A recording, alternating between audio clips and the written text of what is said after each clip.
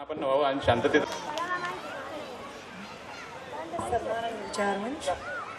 विचारमंचाच्या समोरील आपण सर्व सन्माननीय, मी खाली बसून बोलतेय, आपल्या सगळ्यांची क्षमा मागून खाली बसतेय. उगाच कुणाचा गैरसमज नको की काय प्रवचन द्यायला आली आहे, काय खाली बसून कशी काय बोलू शकते.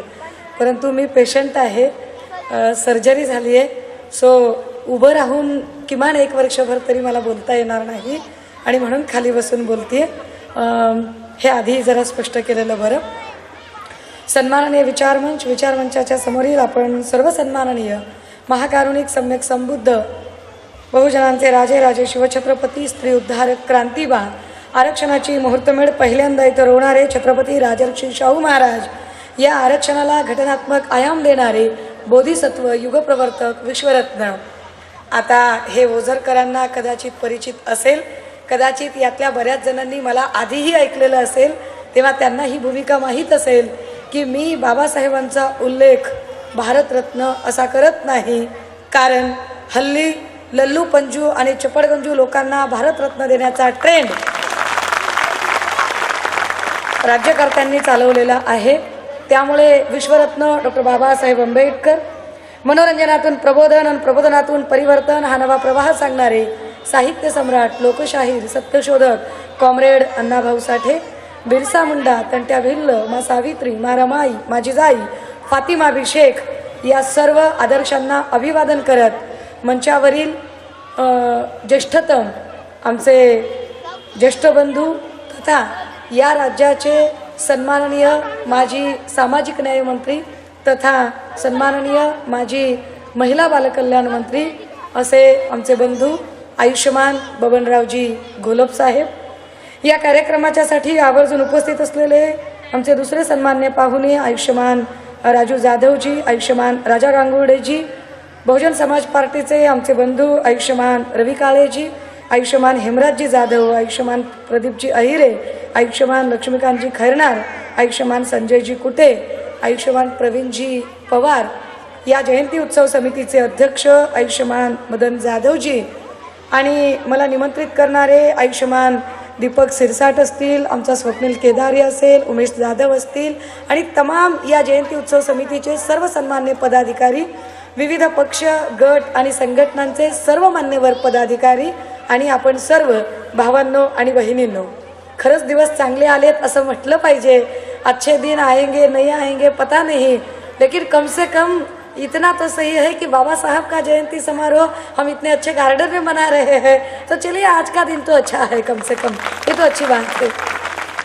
आदरणीय घोलप सरांनी एक भूमिका सांगितली, मलाही बऱ्याचशा गोष्टी नव्याने कळल्या आणि ही गोष्ट मला फार महत्त्वाची वाटली की सहज सर बोलत असताना मी त्यांचं मासिक रविदासिया चालत होते आणि त्यात एक बचिरे सरांचा एक छान रिसर्च पेपर, खरं म्हणजे एवढा पूर्ण वाचायला मिळाला नाही, पण त्यात ideological resemblanceness of doctor Babasaheb Ambedkar and Sant Ravidas, चर्मकार समुदायाला आणि पूर्वाश्रमीचा महान आत्ताचा बौद्ध समुदाय, या 2 समुदायाला जोडणाऱ्या ज्या गोष्टी आहेत त्या सांगण्यासाठी निव्वळ राजकीय भाषणं नाही तर त्याचा आयडिओलॉजिकल बेस तयार करण्यासाठी काही माणसं पुढाकार घेतात आणि अशा माणसांचा नक्कीच नुसताच गौरव नाही तर त्याची चर्चाही सामाजिक पटलावरून झाली पाहिजे.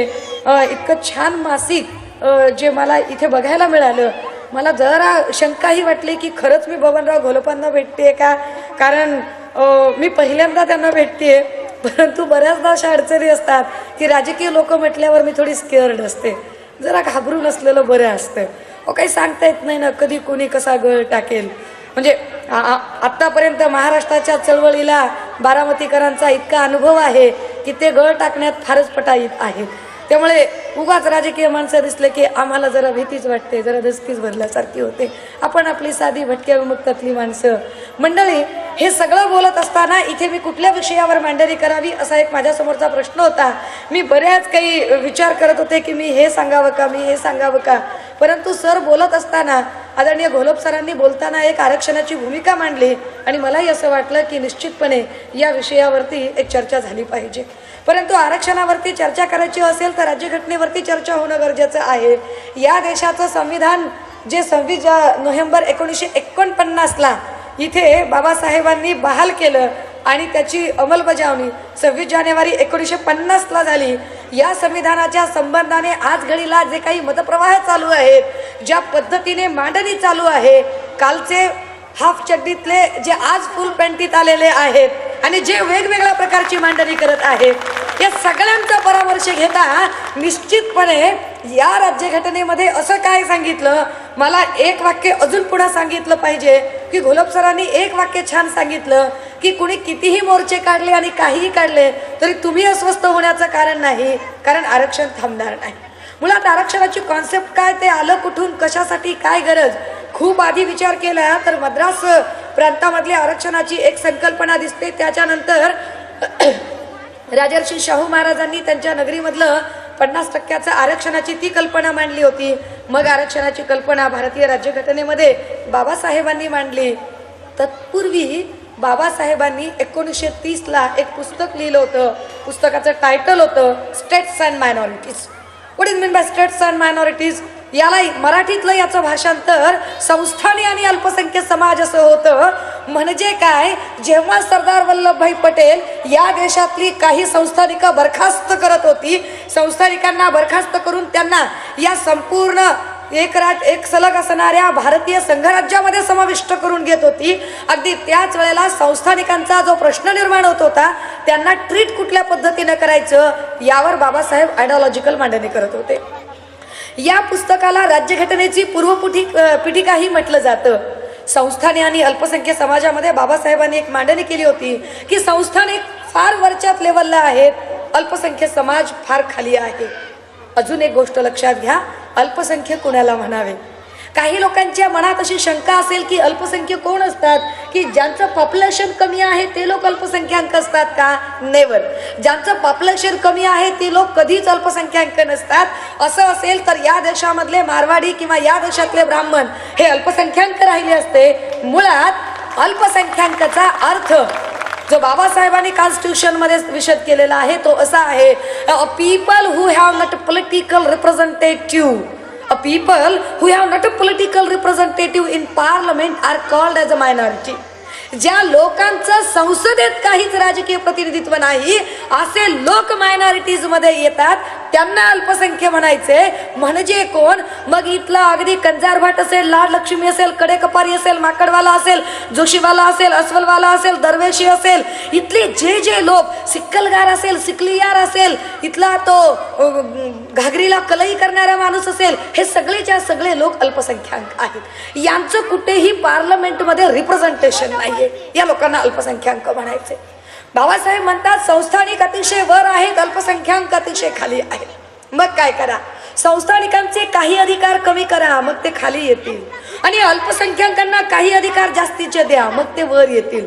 संस्थानिकांचे अधिकार कमी केल्यावरती ते खाली येणार, अल्पसंख्याकांना थोडं कॅलिबर पुरवल्यावर ते वर येणार. म्हणजे सगळे एका प्रवाहात येतील, म्हणजे सामाजिक न्यायाचे तत्व प्रस्थापित होईल. या अर्थाने आरक्षणाची संकल्पना पहिल्यांदा स्टेट्स अँड मायनॉरिटीज मध्ये मांडली की अल्पसंख्याकांना कॅलिबर द्यायचे म्हणजे त्यांना काही आरक्षण द्यायचे. तत्पूर्वी थोडा अजून जरा इतिहास समजून घ्यावा लागेल की काय नेमकं घडलं होतं त्या काळामध्ये. कॉन्स्टिट्यूशनल डिबेट होत असताना, या देशाची राज्यघटना बहाल करत असताना त्याला एक प्रिअम्बल जोडलं गेलं. हे प्रिअम्बल तसं लिहिलं नेहरूंनी, पण या प्रिअम्बलवर लेखन संस्कार झाले ते बाबासाहेबांचे. हे लेखन संस्कार फार काळजीपूर्वक झाले. हे प्रिअम्बल घेत असताना उद्देश पत्रिका, ज्याच्या संबंधाने GR निघाले शासनाचे की प्रत्येक शासकीय कार्यालयामध्ये हे प्रिअम्बल असलं पाहिजे, संविधानाची उद्देश पत्रिका असली पाहिजे. काय होती ही उद्देश पत्रिका? जगातल्या कुठल्याही राज्यघटनेला जोडली नाही अशी अद्वितीय उद्देश पत्रिका. म्हणजे घटनेतनं काय उद्देश साध्य करायचा आहे ती उद्देश पत्रिका या घटनेला जोडली होती. 395 कलमाची एवढी भव्य दिव्य राज्यघटना, त्याची एक छोटीशी प्रतिकृती ही उद्देश पत्रिका होती. आणि या उद्देश पत्रिकेचे 3 महत्वाचे भाग पडले होते. यातला पहिला भाग होता ओरिजिन ऑफ द कॉन्स्टिट्यूशन, दुसरा होता nature and scope of the constitution, आणि तिसरा होता AIIMS and objects of the constitution. आपण एवढं जरी समजून घेतलं तरी मला वाटतं आजच्या दिवशीचं सार्थक होईल. Nature, origin of the constitution, ही राज्यघटना निर्माण कुणी केली, या राज्यघटनेचा निर्माता कोण, कॉन्स्टिट्यूशनल डिबेटमध्ये अनेक लोक बसलेले आहेत, हिंदू सदस्य आहेत, त्याच वेळेला मुस्लिम सदस्य आहेत, शीख सदस्य आहेत, पारसी आहेत, जैन आहेत, ख्रिश्चन आहेत, प्रत्येक समाजाचा प्रत्येक धर्माचा सदस्य आहे. संविधानाची निर्मिती कुणी केली यावर चर्चा चालू आहे. त्याच वेळेला जे मदन मोहन मालवीय सारखे जे लोक आहेत, जे हिंदू धर्माचे प्रतिनिधी आहेत, ते लोक सांगताहेत की याची सुरुवात कशी करा. ते म्हणतात या देशाच्या संविधानाची सुरुवात सर्वसाक्षी ईश्वराला प्रमाण मानून अशी करा. जे मुस्लिम होते ते सांगत होते अल्लाह को हाजिर नाजिर मान के अशी सुरुवात करा. जे शीख होते ते सांगत होते वाहेगुरु की खालसा वाहेगुरु की फतेह अशी सुरुवात करा. जे ख्रिश्चन होते ते सांगत होते in the name of God अशी सुरुवात करा. प्रत्येक जण आपापल्या परीनं आपापल्या धर्माची री ओढत होता. आणि बाबासाहेब तेव्हा सांगत होते की हे पहा, अशी कुठलीही सुरुवात या देशाच्या कायद्याला करता येणार नाही. कारण तुम्ही जर ईश्वराच्या नावाने सुरुवात केली तर जे अल्लाहला मानणारे आहेत ते हा कायदा ऐकणार नाहीत. तुम्ही जर अल्लाहच्या नावाने सुरुवात केली तर वाहेगुरुला मानणारे लोक हा कायदा ऐकणार नाहीत. तुम्ही जर वाहेगुरुच्या नावाने सुरुवात केली तर येशूला मानणारे लोक ऐकणार नाहीत. मग काय करावे. तेव्हा मांडणी अशी होते की या देशामध्ये पवित्र ग्रंथाची जर मांडणीच करायची असेल तर ख्रिश्चनांचा पवित्र ग्रंथ हा बायबल असू शकतो, बौद्धांचा पवित्र ग्रंथ त्रिपिटक असू शकतो, मुस्लिमांचा पवित्र ग्रंथ कुराण शरीफ असू शकतो, हिंदूंचा तसा एक सांगता येत नाही पण त्यातली त्यात भगवद्गीता सांगता येऊ शकतो, शिखांचा पवित्र ग्रंथ गुरुग्रंथ साहिब सांगता येतो. परंतु समस्त भारतीयांचा कुठला ग्रंथ असावा, ॲज अ इंडियन कुठला ग्रंथ असावा, याचं उत्तर अगदी UPSCच्या पोराला जरी विचारलं 1 मार्काच्या कलेक्टरच्या परीक्षेला तरी सुद्धा त्याला हेच उत्तर लिहावं लागतं की जेव्हा समस्त भारताची वेळ येते तेव्हा समस्त भारतीयांचा पवित्र ग्रंथ हा फक्त आणि फक्त भारतीय संविधान असतो. मंडळी, इथं पहिला मुद्दा हा क्लिअर करा की जर समस्त भारतीयांचा पवित्र ग्रंथ भारतीय संविधान आहे, हे कॉन्स्टिट्यूशनच्या 49 डिबेटमध्ये बाबासाहेबांनी स्पष्ट केलेलं आहे, तर मग मनुस्मृती इराणी कुठून हा मुद्दा काढतात की भगवद्गीतेला राष्ट्रीय ग्रंथ करा. एक म्हण आहे हिंदीमध्ये, गुलाबी हिंदीतली, निम हकीम और खतरे में जान होती है. ये निम हकीम है, ये जानते नहीं है कि अरे भैया जरा कॉन्स्टिट्यूशन पढ़िए, कॉन्स्टिट्यूशन को जानिए और कॉन्स्टिट्यूशन को मानिए. और कॉन्स्टिट्यूशन में कहा है कि हर एक धर्म की अपनी अलग अलग होली बुक होगी, लेकिन एज अ इंडियन बतौर भारतीय जो बुक रहेगी वो सिर्फ और सिर्फ कॉन्स्टिट्यूशन रहेगी.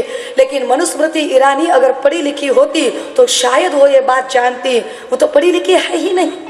वो बेचारी अपनी डेली सोप चला रही थी और वहां से उनके ग्लैमर का फायदा उन लोगों ने उठा लिया जिनको उठाना था. अब वो वहां से अपनी अपनी दिमाग की अपनी अपनी फितरत से काम कर रही है. तो चलिए थोड़ा और आगे जाते हैं. या देशाची सुरुवात ओरिजिन ऑफ द कॉन्स्टिट्यूशन हे मनुस्मृतीच्या नावाने नाही तर आम्ही भारतीय लोक आमच्या प्रती हे संविधान हे संविधान अंगीकृत समर्पित करत आहोत अशी सुरुवात त्यावेळेला नेहरू आणि सगळी मंडळी असताना झाली होती. मग nature and the scope of the constitution या घटनेचं स्वरूप कसं असेल तेव्हा सांगितले 5 शब्द, सा स ध लो ग. आणि काय म्हणाले? सा स ध लो ग. सा सार्वभौम, ध धर्मनिरपेक्ष, स समाजवाद, लो लोकशाही, ग गणराज्य. हे 5 शब्द उद्देश पत्रिकेत आले. अर्थ किती लोकांना कळला? सार्वभौम म्हणजे काय? सार्वभौम म्हणजे एक अशी सत्ता की इथे जी सर्वोच्च सत्ता असेल, जी निर्णय घेणारी सुप्रीमो असेल आणि तिच्या पुढे कुणीच असणार नाही. निर्णय घेणारी सुप्रीमो. आणि इथं सुप्रीमो कोण असेल? Everyone is equal before law असं सांगितलं गेलं. या देशातला सार्वभौम सत्ता ही कायदा असेल, या देशातली सर्वोच्च ताकद ही राज्यघटना असेल आणि तिचा अर्थ लावण्यासाठी न्यायालय आणि पार्लमेंट असेल. सार्वभौम, सगळ्यात सर्वश्रेष्ठ. मग दुसरा शब्द आला समाजवाद. या शब्दावर मला वाटते नाशिककरांनी खूपदा माझ्याकडून ऐकलं असेल. समाजवाद कशाला म्हणावं? बाबासाहेबांनी स्टेट सोशलिझम सांगितला होता आणि स्टेट सोशलिझम सांगताना बाबासाहेब असं म्हणाले होते की एकाच व्यक्तीने 10 पावलं पुढे जाण्यापेक्षा 10 व्यक्तींनी एक पाऊल पुढे टाकणे हा खरा समाजवाद आहे. म्हणजे काय आहे की पहा, एकाच व्यक्तीने 10 पावलं पुढे जायची नाही. म्हणजे काय करायचंय की आपण कधी जर गावाकडे गेला असाल तर गावाकडे केतताडीचे बांबू दिसतात किंवा असे वेळू दिसतात, मोठमोठे बांबू इतके उंच असतात की बांबू आकाशाशी स्पर्धा करायला लागतात. बांबूंची उंची अशी म्हणजे तिचं वरचं अगदी टूक दिसत नाही, इतका बांबू उंच असतो. पण जर उन्हातानात एखादा माणूस चाललेला असेल, जर तो त्याच्या जीवाची लाही होत असेल, तगमग होत असेल, पाय भाजत असतील, डोकं तापलेलं असेल आणि असं जर एखाद्याला म्हटलं 4-5 जणाला, ए चला रे ते बघा तिकडे बांबू आहे, आणि बांबूच्या सावलीला जाऊन बसू. बांबूच्या सावलीला कोणी बसत नाही, कारण बांबूची सावलीच पडत नाही. याच्या विरुद्ध एखादं आंब्याचं झाड, एखादं पिंपळाचं झाड, एखादं वडाचं झाड जे उंचीने वाढत नाही पण विस्ताराने वाढतं, त्याच्या सावलीला 5-50 लोक बसू शकतात. बाबासाहेब म्हणतात बांबू हा व्यक्तिवादी आहे, इंडिव्हिज्युअलिझमचं ते प्रतीक आहे, आणि आंबा, वड, पिंपळ हे सोशलिझमचं प्रतीक आहे की याच्यामध्ये इथे कम्प्लिटली समाजवाद सांगितलेला आहे, सगळ्यांना सामावून घ्यायची भूमिका त्यात सांगितलेली आहे. आणि म्हणून बाबासाहेब असं सांगतात की एकाच व्यक्तीने बांबू सारखं वर जायचं नाही, तर 5-50 लोकांना सांभाळून घ्यायचं. इथे आमच्या काही माय मावल्या गाव भागातनं आलेल्या दिसत आहेत, त्यांच्यासाठी पुन्हा एकदा मी सांगितलं पाहिजे की समाजवादाचा अर्थ बाबासाहेबांना काय अपेक्षित होता.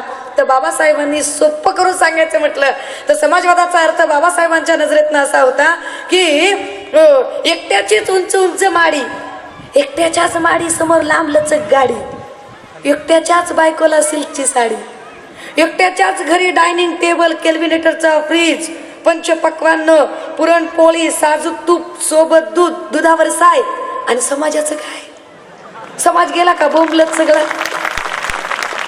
बाबासाहेब म्हणतात समाजवाद म्हणजे काय, एका व्यक्तीने पुढे जायचं नाही, सगळ्यांना घेऊन पुढे जायचंय. ती असेल खरी समाजवादाची संकल्पना. ती आली उद्घोष पत्रिकेमध्ये. मग आला तिसरा शब्द धर्मनिरपेक्षता. What is mean by secularism. याच्यावरही खेळ चालू केला इथल्या लोकांनी. थेरी काय आहे आणि प्रॅक्टिस काय आहे पहा. थेरी मध्ये सांगितलं अरे राज्याचा कुठलाही स्वतःचा धर्म असणार नाही आणि राज्य व्यक्तीच्या धार्मिक आयुष्यामध्ये हस्तक्षेप करणार नाही, इतकं सुटसुटीत सांगितलं. प्रत्येक धर्माला इक्वल प्रपोर्शन देण्याचं ठरलं. इक्वल प्रपोर्शन म्हणजे काय, सोपं करून सांगायचं झालं तर पहा, तुमच्या घरामधले काही कॅलेंडर्स बघा. तुमच्या घरातले जे भिंतीवरचे कॅलेंडर्स आहेत त्या कॅलेंडरवर पहा, इथे हिंदू धर्मीय लोकांच्यासाठी सुट्ट्या आहेत. दिवाळीची सुट्टी आहे, शिवरात्रीची सुट्टी आहे, बैलपोळ्याची सुट्टी आहे, अनंत चतुर्दशीची सुट्टी आहे. अगदी त्याच पद्धतीने मुस्लिम भावंडांच्यासाठी पण सुट्टी आहे. म्हणजे काय, ईद उल फित्रची सुट्टी आहे, ईद ए मिलादची सुट्टी आहे, रमजान ईदची सुट्टी आहे, बकरी ईदची सुट्टी आहे. अगदी त्याच पद्धतीने बौद्ध भावंडांच्यासाठी पण सुट्टी आहे. म्हणजे पहा की बुद्ध पौर्णिमेची सुट्टी आहे, महापरिनिर्वाण दिवसाची सुट्टी आहे, आंबेडकर जयंतीची सुट्टी आहे. याच पद्धतीने ख्रिश्चन भावंडांच्यासाठी पण सुट्टी आहे. ईस्टर संडेची सुट्टी आहे, गुड फ्रायडेची सुट्टी आहे, ख्रिसमसची सुट्टी आहे. याच पद्धतीने शीख भावंडांच्यासाठी गुरुनानक जयंतीची सुट्टी आहे, किंवा जैन भावंडांच्यासाठी महावीर जयंतीची सुट्टी आहे, किंवा पारशांच्यासाठी नवरोज दिनांची सुट्टी आहे. म्हणजेच काय, सगळ्याच धर्माच्या लोकांच्यासाठी इक्वल प्रपोर्शनने सगळ्यांना ट्रीट केलं जाईल. सगळ्याच धर्मांचं सारखं सहअस्तित्व असेल, मात्र राज्याचा स्वतःचा धर्म असणार नाही. म्हणजे काय, म्हणजे पहा की आमच्या सोबत स्वतंत्र झालेला शेजारचा पाकिस्तान हे स्वतःला एका धर्माचं राष्ट्र, इस्लामिक धर्माचं राष्ट्र म्हणून घेतं. अगदी त्याच वेळेला China, Tibet, Nepal, Sri Lanka, Thailand यासारखी राष्ट्र स्वतःला बौद्ध राष्ट्र म्हणून घेतात, तर पाश्चात्य अनेक राष्ट्र स्वतःला ख्रिश्चन राष्ट्र म्हणून घेतात. परंतु भारतात असं कुठलंही एका धर्माला, एका धर्माच्या नावाने राष्ट्र ओळखलं जात नाही. आता हे राष्ट्रीय स्वयंसेवक संघाच्या भय्यूजी जोशी आणि त्यांचे संघसंचालक या 2 विद्वानांना का कळत नाहीये की अरे या देशाचं असं काहीच नाहीये ना.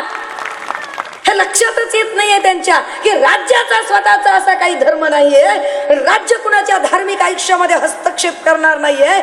मग तुमचे हस्तक्षेप का चालले, वाय? और हम समझते नहीं, हम पागल लोग बस बाबा साहब की गुहार लगाए जाते हैं और बाबा साहब ने क्या कहा, संविधान ने क्या कहा, ये बात ही नहीं समझते हैं. कितनी अजीब बात होती है कि हमारी कोई मुसलमान बहन होती है, कोई हिंदू बहन होती है, कोई ख्रिश्चन बहन होती है, कोई बौद्ध बहन होती है. प्रत्येक जण आपलं पोरग शाळेत टाकते. जून मध्ये लेकरू शाळेत टाकलं जातं. ऑगस्ट मध्ये लेकराच्या दप्तरात एक परिचय येतो कॉन्व्हेंट स्कूलला टाकल्यावर. इंग्लिश स्कूल मधून ऑगस्ट मध्ये लेकराच्या दप्तरात एक चिठ्ठी येते. चिठ्ठीमध्ये लिहिलेलं असतं, see tomorrow is the occasion of the birth anniversary of lord Krishna. Tomorrow is the occasion of Krishna Janmashtami Dahihandi. So please send your child in the costume of lord Krishna and Radha. उद्या कृष्ण जन्माष्टमी आहे, तेव्हा तुमच्या लेकराला राधा आणि कृष्णाच्या कॉस्ट्यूम मध्ये पाठवा. बाई मुसलमान असो, बाई बौद्ध असो, बाई ख्रिश्चन असो, बाई फारसा विचार करत नाही. बाई स्वतःजवळ पैसे असतील तर ठीक, नसतील तर शेजाऱ्या पाजाराकडे जाते, 1500 रुपये उसने आणते, तो ड्रेस घेऊन येते आणि आपल्या लेकराला शाळेत कृष्ण राधा बनवून पाठवते. पण त्या बाईच्या डोक्यात हा प्रश्न कधीच येत नाही, किंवा त्या बाईला पैसे देणारा त्या बाईचा नवरा किंवा त्या लेकराचा बाप, त्यांच्या डोक्यात हा प्रश्न येत नाही की आपण जावं आणि त्या शाळेतल्या लोकांना जाऊन विचारावं की ठीक आहे, ओके, वी ऍक्सेप्ट, आम्ही मान्य करतो तुमचं हे तत्व. कारण जर सेक्युलरिझम असेल तर आम्ही तुमचा हा उत्सव मान्य करू, हरकत नाही. पण जसा पर्चा तुम्ही आत्ता देताय ना, तसाच पर्चा काय तुमच्याकडून आमच्या लेकराच्या दप्तरात 13 एप्रिलला येईल का की tomorrow is the occasion of the birth anniversary of Vishwaratna doctor Babasaheb Ambedkar. So please send your child in the costume of doctor Babasaheb Ambedkar. असा कॉस्ट्यूम, अरे इथले सगळे तमाम ऐकणारे जेवढे काही आमचे मराठा भावंड आहेत त्यांनीही विचार करावा की काय असा एखादा ते कधी पाठवतात का 11 जानेवारीला आमच्या लेकरांच्या दप्तरामध्ये पर्चा की tomorrow is the occasion of the birth anniversary of Rashtramata Jijamata. So please send your child in the costume of Jijamata. Why, एकच जण पैसे देतो का? आम्ही काय चिचुके देतो का तुम्हाला? या देशामध्ये धर्मनिरपेक्षतेचं तत्व असताना का एकाच धर्माची री ओढली जाते का अशा पद्धतीने? अरे कुठल्याही शासकीय कार्यालयामध्ये कधीच ईद ए मिलाद साजरी होत नाही, गुरु नानक जयंती साजरी होत नाही, महावीर जयंती साजरी होत नाही. कुठल्याच शासकीय कार्यालयामध्ये नवरोज दिवसही साजरा होत नाही. मग शासकीय कार्यालयामधून गणेशोत्सवच का साजरा होतो? करायच्यात तर सगळेच करा, नाही तर काहीच करू नका ना. तुम्ही कुठल्या धर्मनिरपेक्षतेच्या गप्पा मारत आहात? मग जरा पुढे येते, अस्वस्थता फार वाढेल, मला अजून पुढे बोलायचे. सार्वभौम समाजवाद, धर्मनिरपेक्ष, लोकशाही, लोकशाहीचा अर्थ आपण सगळ्यांनी रेटून पाठ केलाय. याचा अर्थ असा होतो की लोकांनी लोकांसाठी चालवलेलं राज्य म्हणजे लोकशाही. खरंच असते का हो अशी लोकशाही? दिसते का हो आपल्याकडे? आपल्याकडची परिस्थिती अशी आहे, हा झाला मोठा, तो झाला मोठा, दलालाने हात आमचा मध्येच केला थोटा. आणि तुम्हाला समजवायला कुणाची माय व्यालीच नाही, पण कोण म्हणतं लोकशाही आलीच नाही. म्हणजे बापा आधी पोरगा इथे बुड्ढा होतो आणि उद्घटना आधी पूल जातो, तरी ते सांगत राहतात लोकशाहीच्या गप्पा. काय लोकशाही घेऊन बसतात? आणि मग आला 5वा शब्द, गणराज्य. व्हॉट इज मीन बाय गणराज्य? गणराज्याचा इंग्रजीतला अर्थ होतो रिपब्लिकन. हा रिपब्लिकन शब्द बाबासाहेबांनी फार काळजीपूर्वक घेतला होता, कारण बाबासाहेब जे प्रत्येक गोष्ट करायचे त्याची अपेक्षा अशी होती की बाबासाहेबांना वाटायचं ती गोष्ट जागतिक स्तरापर्यंत पोहोचली पाहिजे. गणराज्य हा शब्द भाषिक मर्यादेमुळे अडकू नये म्हणून त्याचं इंग्रजी भाषांतर रिपब्लिकन शब्द बाबासाहेबांनी घेतला. रिपब्लिकनचा अर्थ काय होतो? रिपब्लिकनचा अर्थ असा होतो शुद्ध मराठीमध्ये, आम्ही घराणेशाहीला विरोध करतो. आम्ही घराणेशाहीला विरोध करतो. म्हणजेच काय? बाबासाहेबांनी असं लिहिलं होतं याच्यामध्ये की king should be born by the ballot box, it should not be born by the king stomach. राजाच्या पोटी नाही, राजा मतपेटीतून जन्माला आला पाहिजे. माया हो, एवढ्या संख्येने इथे जमलाय. नाशिकमध्ये जेव्हा कधी येते तेव्हा तुम्ही उत्स्फूर्तपणे ऐकायला जमता. काही चेहरे तर पाठ होतात. पण मला इतकं ऐकल्यानंतर आणि मी रिस्क घेऊन इतकं सांगितल्यानंतर अंमल का बरं होत नाहीये? राजाच्या पोटी नाही, राजा मतपेटीतून जन्माला आला पाहिजे असं बाबासाहेबांनी सांगितलं. 50 वर्ष झाली या देशामध्ये, 69 वर्ष झाली आता संविधानाची, पण तरी सुद्धा राजा मात्र राजाच्याच पोटी कसा काय जन्माला येतोय? राजा काही बॅलेट बॉक्स मधून होतच नाहीये, राजाच्याच पोटी. म्हणजे बघा, पटत असेल तर मी उदाहरणासकट सांगू शकते. म्हणजे आपल्यावर काही कोणी गळवेळ टाकलेलं नाही ना, त्यामुळे आपण बोलू शकतो बा. बघा म्हणजे परळीपासून जर सुरू करायचं झालं तर, कारण परळी माझं गाव आहे ना, म्हणून तिथनं सुरुवात करायला. परळीला राजा झाला गोपीनाथ मुंडे. मग राजा त्यांचाच मोठा भाऊ पंडित अण्णा मुंडे. मग राजा त्यांचाच मुलगा धनंजय मुंडे. मग महाराणी त्यांचीच मुलगी अंकजा मुंडे. मग पट्टाराणी त्यांचीच छोटी बहीण प्रीतम मुंडे. मग युवराजनी त्यांचीच छोटी बहीण Yashasvi Munde. Munde sons and company. परळीपासून लातूरला चला, काय परिस्थिती लातूरला. राजा विलासराव देशमुख. मग राजा त्यांचाच भाऊ दिलीपराव देशमुख. मग राजा त्यांचाच मुलगा अमित देशमुख. मग राजा त्याचाच छोटा भाऊ Dhiraj Deshmukh. Deshmukh sons and company. तसेच बीडकडे या राजा नाही, इकडे महाराणी होती. महाराणी केशर काकू क्षीरसागर. मग राजा त्यांचाच मुलगा जयदत्तांना क्षीरसागर. मग पट्टाराणी त्यांचीच पत्नी दीपाताई क्षीरसागर. मग युवराज त्यांचाच मुलगा Sandeep Kshirsagar. Kshirsagar sons and company. चला तिकडनं जरा असे थोडे पुढे पुढे नगर भागात या. नगरला राजा बाळासाहेब विखे पाटील. मग राजा राधाकृष्ण विखे पाटील. मग राजा राजेश विखे पाटील. मग राणी शालिनीताई विखे पाटील. मग राजकुमार Sujay Vikhe Patil. Vikhe Patil sons and company. संगमनेरला पण थोरात सन्स अँड कंपनी. नाशिकात तुमच्या काय परिस्थिती. राजा जेलमध्ये गेला तरी राजाच असं नाही, राजा राजाच असतो असं नाही. राजा छगन भुजबळ. मग राजा पंकज भुजबळ. मग राजा Sameer Bhujbal sons and company. तसेच तिकडे जरा पलीकडे सोलापूरकडे चला बरं.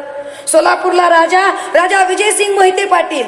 मग राजा दिलीपसिंग मोहिते पाटील. मग राजा अजयसिंग मोहिते पाटील. मग राजा धैर्यशील मोहिते पाटील. मग राजा उदयसिंग मोहिते पाटील. मग राजा रणजित सिंग मोहिते पाटील. मग राजा भैयासाहेब मोहिते पाटील. मला पाळण्यातलं नाव माहित नाही, सांगितलं असतं. काय परिस्थिती आहे. चला कोल्हापुरात चला, काय कोल्हापुरातली परिस्थिती आहे. राजा कलाप्पा अण्णा आवाडे. मग राजा प्रकाश आवाडे. मग राजा राहुल आवाडे. मग राजा Aditya Awade sons and company. चला कोकणात चला. हरला म्हणून काय राजाच आहे की. राजा नारायण राणे. मग राजा निलेश राणे. मग राजा Nitin Rane sons and company. चला जरा मुंबईत चला. अस्वस्थता वाढत चालली, मुंबईत चला. राजा बाळा ठाकरे. मग राजा उद्धव ठाकरे. मग राजा राज ठाकरे. थोडं थांबा. उद्धव आणि राज यांना जर वेगळं समजत असाल तर कृपया फार मोठी गल्लत करताय. हे कपातलं बशीत आणि बशीतलं कपात आहे. आपल्याला येड्यात काढायचा कार्यक्रम. राजा बाळा ठाकरे. मग राजा उद्धव ठाकरे. मग राजा राज ठाकरे. मग शर्मिला ठाकरे. मग रश्मी ठाकरे. मग Aaditya Thackeray sons and company. चला जरा केंद्रात जाऊया, जरा दिल्लीत जाऊया. राजा मोतीलाल नेहरू हा खरंच राजा होता म्हणे.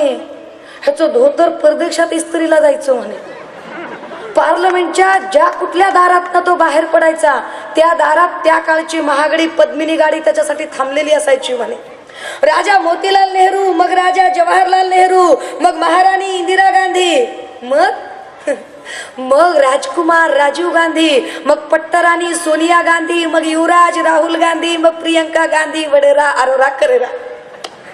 चला महाराष्ट्राचा रिमोट गेली 4 दशकं ज्यांच्या हातात आहे असं म्हटलं जातं त्या बारामतीकडे जाऊया, ज्यांची काट्यानं काटा काढणारी काटेवाडीची नीती अतिशय प्रसिद्ध आहे. म्हणजे पवार साहेबांचं वर्णन जर एका वाक्यात करायचं झालं तर ते असं होईल की पवार साहेबांनी जर असं पूर्वेकडे बोट केलं तर समजून घ्या पश्चिमेला कुणाचा तरी गेम होणार आहे. इतकं भारी वर्णन आहे त्यांचं, अतिशय छान. गुलाब सर मला वाटतं मी बरोबर बोलत असेल.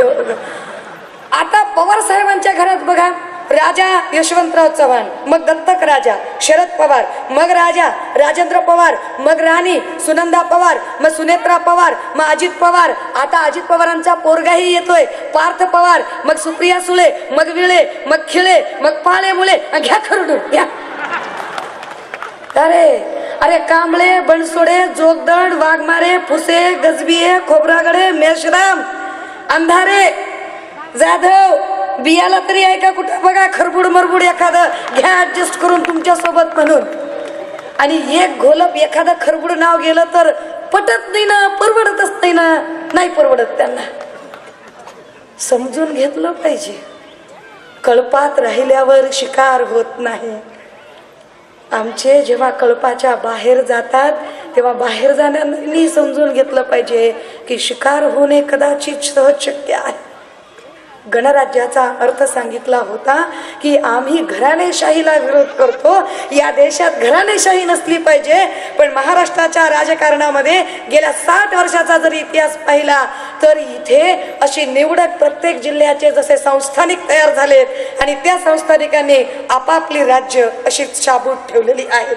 ते आपापला गड शाबूत ठेवतात आणि मग त्या जिल्ह्यातले, मग ते कुठल्याही पक्षाचे, गटाचे असो, सेलचे अध्यक्ष असो, ते सगळे नदी, नाले, ओढे, झरे त्या संस्थानिकाच्या सागराला जाऊन मिळतात.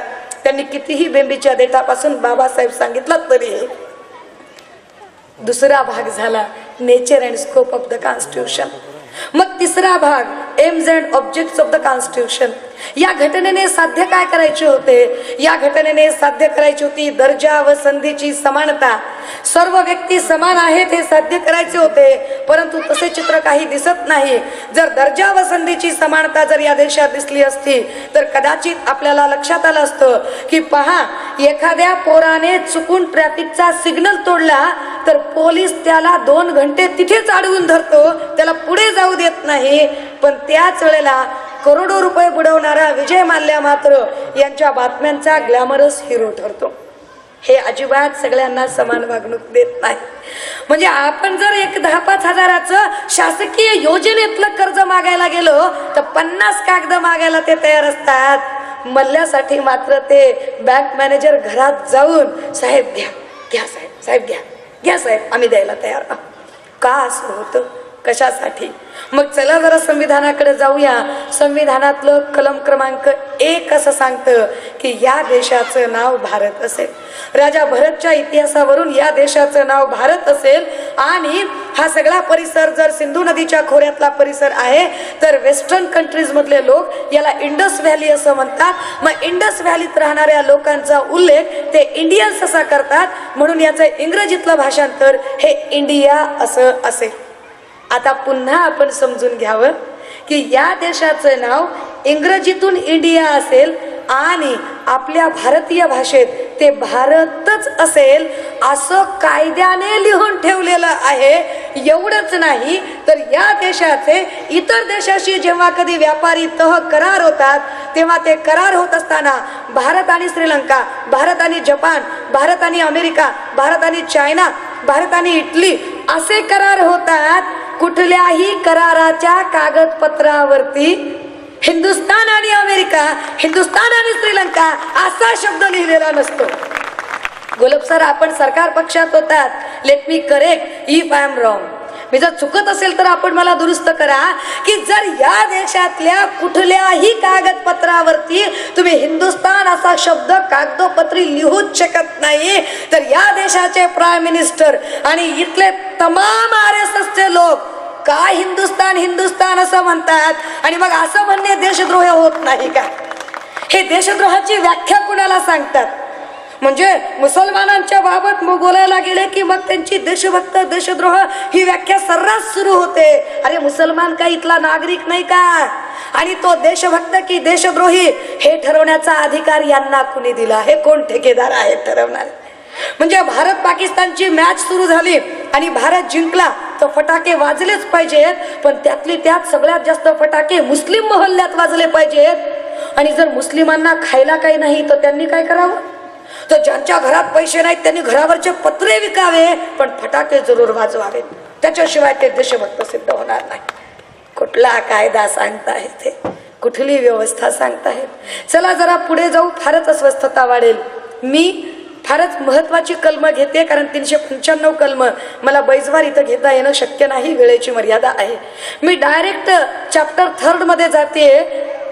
राज्यघटनेच्या प्रकरण 3 मध्ये कलम 12 ते 35 मध्ये मूलभूत हक्क सांगितले, कलम 12 आणि 13 हे व्याख्येमध्ये खर्च केलं, कलम 14 मध्ये सांगितलं everyone is equal before law, कायद्यासमोर सगळे समान आहेत.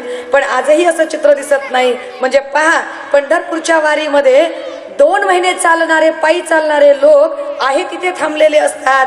2 मिनिटात हेलिकॉप्टरमधून सीएम खाली उतरतात आणि पूजा करून जातात. Everyone is equal before law असं सांगतात ते. कलम 15 सांगितलंय सर्वांना समान संधी. आहे का सर्वांना समान संधी? मी तुमच्या माहितीसाठी जरा तुमच्या विस्मरणात गेलेल्या गोष्टी सांगते. 2 वर्षापूर्वी एक घटना घडली. 2 वर्षापूर्वी महाराष्ट्राने 2 मोठे लोकनेते हरवले, गमावले. एक होते माननीय विलासरावजी देशमुख आणि दुसरे होते माननीय गोपीनाथरावजी मुंडे साहेब. मुंडे साहेब 2012 मध्ये जेव्हा गेले त्यावेळेला सगळ्या मीडियाच्या काही चर्चा चालल्या होत्या. पहा, सर्वांना समान संधी हा मुद्दा सांगते मी. मुंडे साहेब गेले, सगळा मीडिया, अख्खा मीडिया परळीमध्ये एकवटून गेला आणि मीडियामध्ये काही लोक क्रिकेटची कॉमेंट्री केल्यासारखे कॉमेंट्री करत होते आणि काही जण असं सांगत होते की जैसे कि आपको पता है कि हिंदू धर्म की प्रथा के अनुसार अगर किसी व्यक्ति की मृत्यु हो जाती है तो उसके पार्थिव को जो अग्नि संस्कार किया जाता है वो परिवार का कोई पुरुष सदस्य करता है. हालांकि मुंडे साहब की जो संतान है उनमें उनकी 3 पुत्रियां हैं, उनका कोई पुत्र नहीं है. तो अब देखने लायक बात होगी कि उनके पार्थिव को अग्नि संस्कार कौन देगा. कॉमेंट्री करायला लागले मीडिया वाले की आता मुंडे साहेबांना अग्निसंस्कार कोण करणार, मुलाने केला पाहिजे. पण त्यांना तर 3ही मुलीच आहेत. खूप चर्चा सुरू झाली आणि त्याच वेळेला मुंडे साहेबांच्या कन्या आयुष्यवती पंकजा मुंडे या पुढे सरसावल्या आणि त्या म्हणाल्या, मैं तुम्हारे पुराने ढकोसलों को नहीं मानती, I am not interested in your that Hindu customs end rituals. मैं आपके उन पुराने ढकोसलों को, उन प्रथाओं को, उन धर्मशास्त्रों को नहीं मानती. अपने पिता के पार्थिव को अग्नि संस्कार मैं करूंगी. माझ्या वडिलांच्या पार्थिवाला अग्नी मी देणार आहे. मी याच्यामध्ये अजिबात विश्वास ठेवत नाही. आणि जेव्हा पंकजा असं म्हणाल्या, काय लोकांनी कौतुक केलं. आयर्न लेडी, आधुनिक युगाचा आवाज, आधुनिक तरुणाई, फुले शाहू आंबेडकरांचा आवाज. आपण भावनिक, आपल्या मुवमेंटचा प्रॉब्लेम आहे. आपण फार चटकन इमोशनल होतो. सगळे लोक भावनिक झाले, म्हणाले पंकजाजी किती मोठा निर्णय, काय बढिया निर्णय घेतलाय, किती धाडसाचं पाऊल आहे. असं पाऊल तिकडे 19व्या शतकामध्ये मा सावित्रीने एकदा घेतलं होतं की फुल्यांच्या प्रेत यात्रेमध्ये त्या स्वतः शिकाळी धरून चालत होत्या आणि तसाच निर्णय ह्या माऊलीने घेतला की आपल्या वडिलांच्या पार्थिवाला अग्नी द्यायला त्या पुढे सरसावल्या. लोकांनी फार कौतुक केलं की त्या पुराण्या धर्मप्रथा आणि सगळ्या परंपरांना त्या धुतकारत आहेत. 2 वर्षाखालची ही घटना, 2 महिन्याखाली अजून एक घटना घडली. 2 महिन्याखाली शनी शिंगणापूरच्या चौथऱ्यावर एक मायमाऊली गेली. मी तृप्ती देसाई बद्दल बोलत नाही कारण तो भाजपने तयार केलेलाच फार्स होता, त्यामुळे त्याच्यावर आम्ही बोलत नाही. तिच्या आधी एक माय माऊली अननोन होती बिचारी, ती त्या चौथऱ्यावर गेली आणि काय चर्चा झाली. बापरे बापरे बापरे, इतका बवाल झाला, इतका गोंधळ झाला. सगळीकडनं लोक टीका टिप्पणी करायला लागले, चौथरा धुवून घ्यायला लागले, गोमूत्र शिंपडायला लागले, शुद्धीकरणाच्या पूजा आणि मोहिमा सुरू झाल्या. त्यातली कमिटी बदलली, कमिटीवर महिला बसवली आणि महिलेकडून वधवून घेतलं की जरी मी महिला असले तरी आम्ही चौथरा चढणार नाही. एकदम भारी प्लान कार्यक्रम चालला होता. अगदी त्याच वेळेला तरुणाईचा आवाज म्हणून लोक म्हणाले, चला अहो आधुनिक युगाची प्रतिनिधी, तरुणाईची प्रतिनिधी म्हणून आपण पंकजा मुंडे यांना विचारू. आणि पत्रकारांनी पंकजा यांना विचारलं, पंकजाजी काय म्हणणं आहे आपलं? अहो एक बाई चौथऱ्यावर चढलीये, काय म्हणाल आपण? आणि त्या काय म्हणतात? त्यांचं उत्तर असतं, काय गरज आहे चौथऱ्यावर जायची? अहो वर्षानुवर्ष चालत आलेल्या प्रथा परंपरा अशाच का तोडायच्या असतात? मग 2 वर्षापूर्वी तुम्ही काय केलं?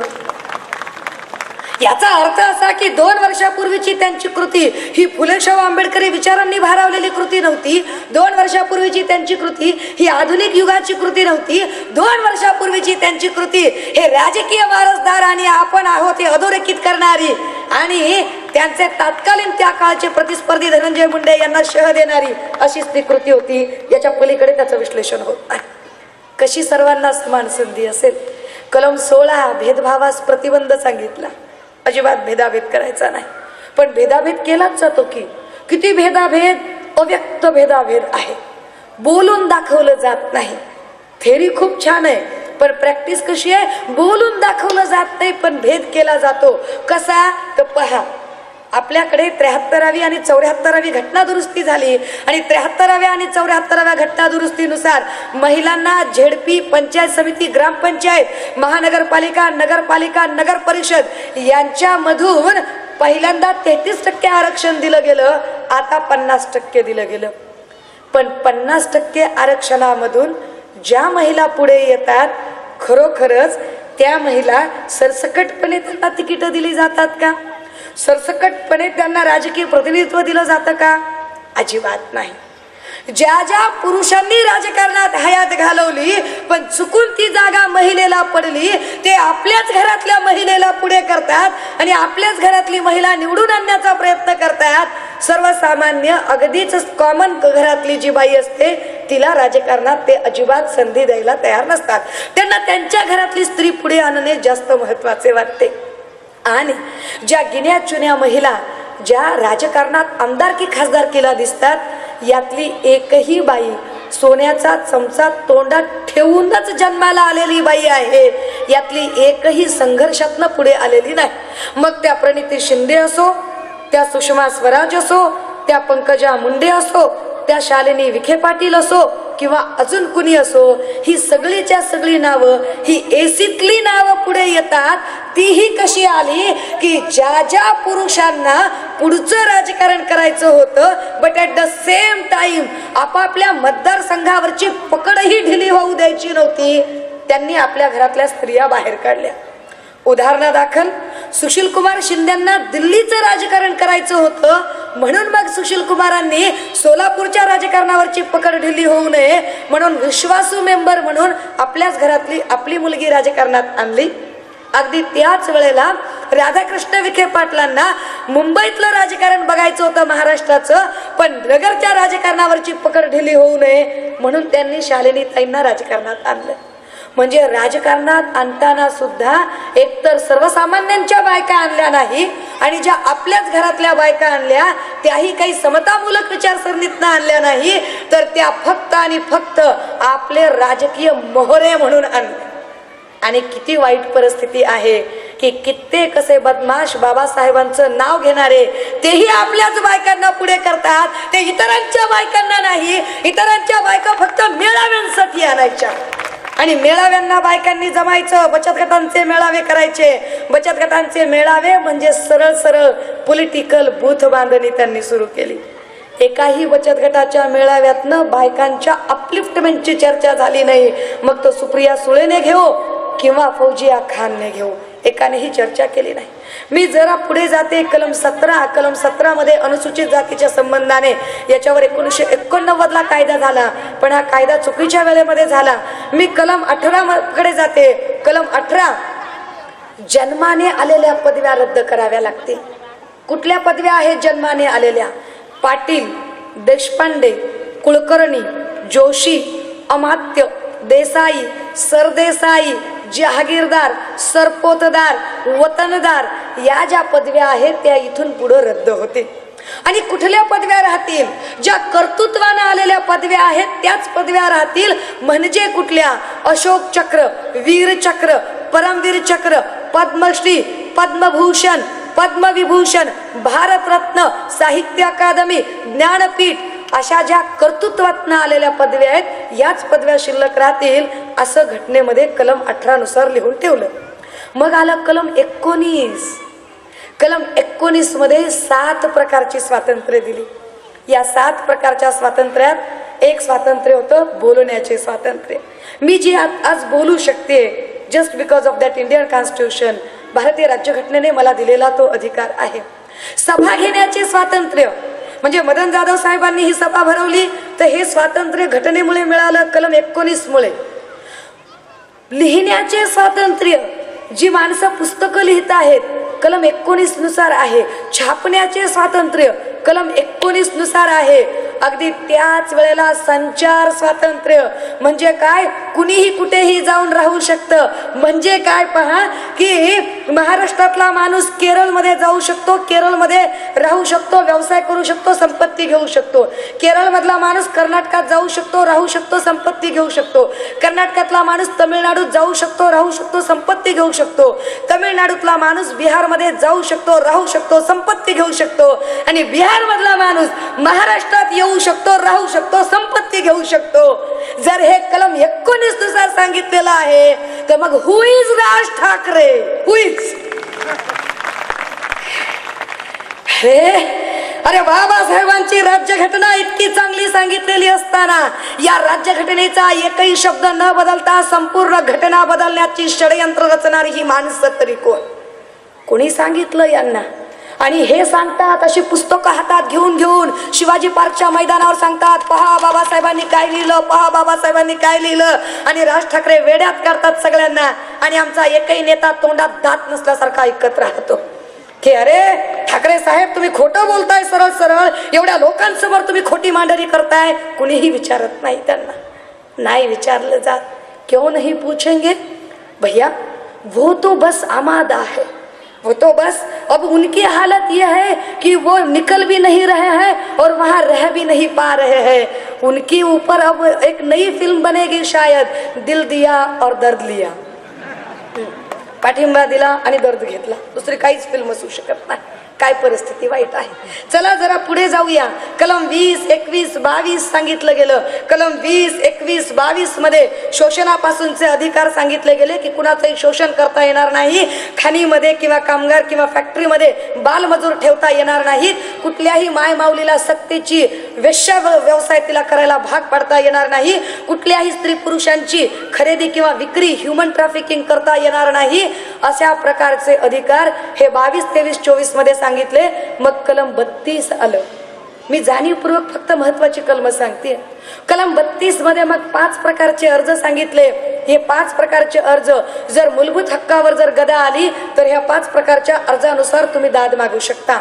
मग त्याच्यामध्ये सेरिशोरी आलं, को वॉरंटो आलं, म्हणजे अधिकार पृच्छा, बंदी प्रत्यक्षीकरण, उत्प्रेक्षण, वेगवेगळ्या प्रकारचे बंदी प्रत्यक्षीकरण. तुम्हाला जर कुणी न सांगता विनाकारण जर अटक केलं आणि 24 तासापेक्षा जास्त काळासाठी जर तुम्हाला अटकेत ठेवलं तर तुम्ही डायरेक्ट सुप्रीम कोर्टकडे अर्ज करू शकता, मॅजिस्ट्रेटला विचारू शकता, क्या मैं पूछ सकता हूँ मेरे गिरफ्तारी की वजह? आप पूछ सकते हो. According to article 32 you have that right की तुम्ही तुमच्या अटकेचं कारण विचारू शकता. काय काय सांगितलं? एखादी व्यक्ती जर कर्तव्यात कसूर करत असेल तर त्या आणि तिच्या कर्तव्यात कसूर करण्यामुळे जर कुणाचं नुकसान झालं असेल तर कुठलीही व्यक्ती तिच्या वतीने PIL दाखल करू शकते किंवा अर्ज करू शकते. असा अर्ज ती डायरेक्ट सुप्रीम कोर्टाकडे करू शकते की एखाद्या व्यक्तीच्या कर्तव्यात कसूर करण्यामुळे जर कुणाचा जीव गेला असेल तर. उदाहरणादाखल आता काल परवा कोलकात्याला एक पूल गेला. जे कुणी जिम्मेदार असतील त्याच्या विरोधात ते अर्ज करू शकतात आणि त्याला सजा होऊ शकते. किंवा एखाद्या ठिकाणी वायू गळती झाली, कुणामुळे झाली, कुणी केली, कुणाचा जीव गेला, त्याच्या संबंधाने दाद मागता येऊ शकते. किंवा हेच कलम बायकांच्यासाठी लागू होऊ शकतं. म्हणजे कसं की एखादी बाई पोलीस स्टेशनला गेली, पोलीस स्टेशनला जाऊन म्हणाली, साहेब नवरा लय मारतोय, साहेब नवरा लय मारतोय बघा, आज तर लयच कठीण झालं साहेब, आज तर सासूनं पण मारलं, आज दिरानं नुसतं असं मला ओढत नेलं, रूम मध्ये कोंडलं, नंदेने अंगावर रॉकेल टाकलं, सासऱ्यानं खिडकीतनं शिकाडी पेटवून अंगावर टाकली, नवरा नुसताच बघत होता. साहेब मी कसा तरी माझा जीव वाचवून आली आहे, साहेब मला मदत करा.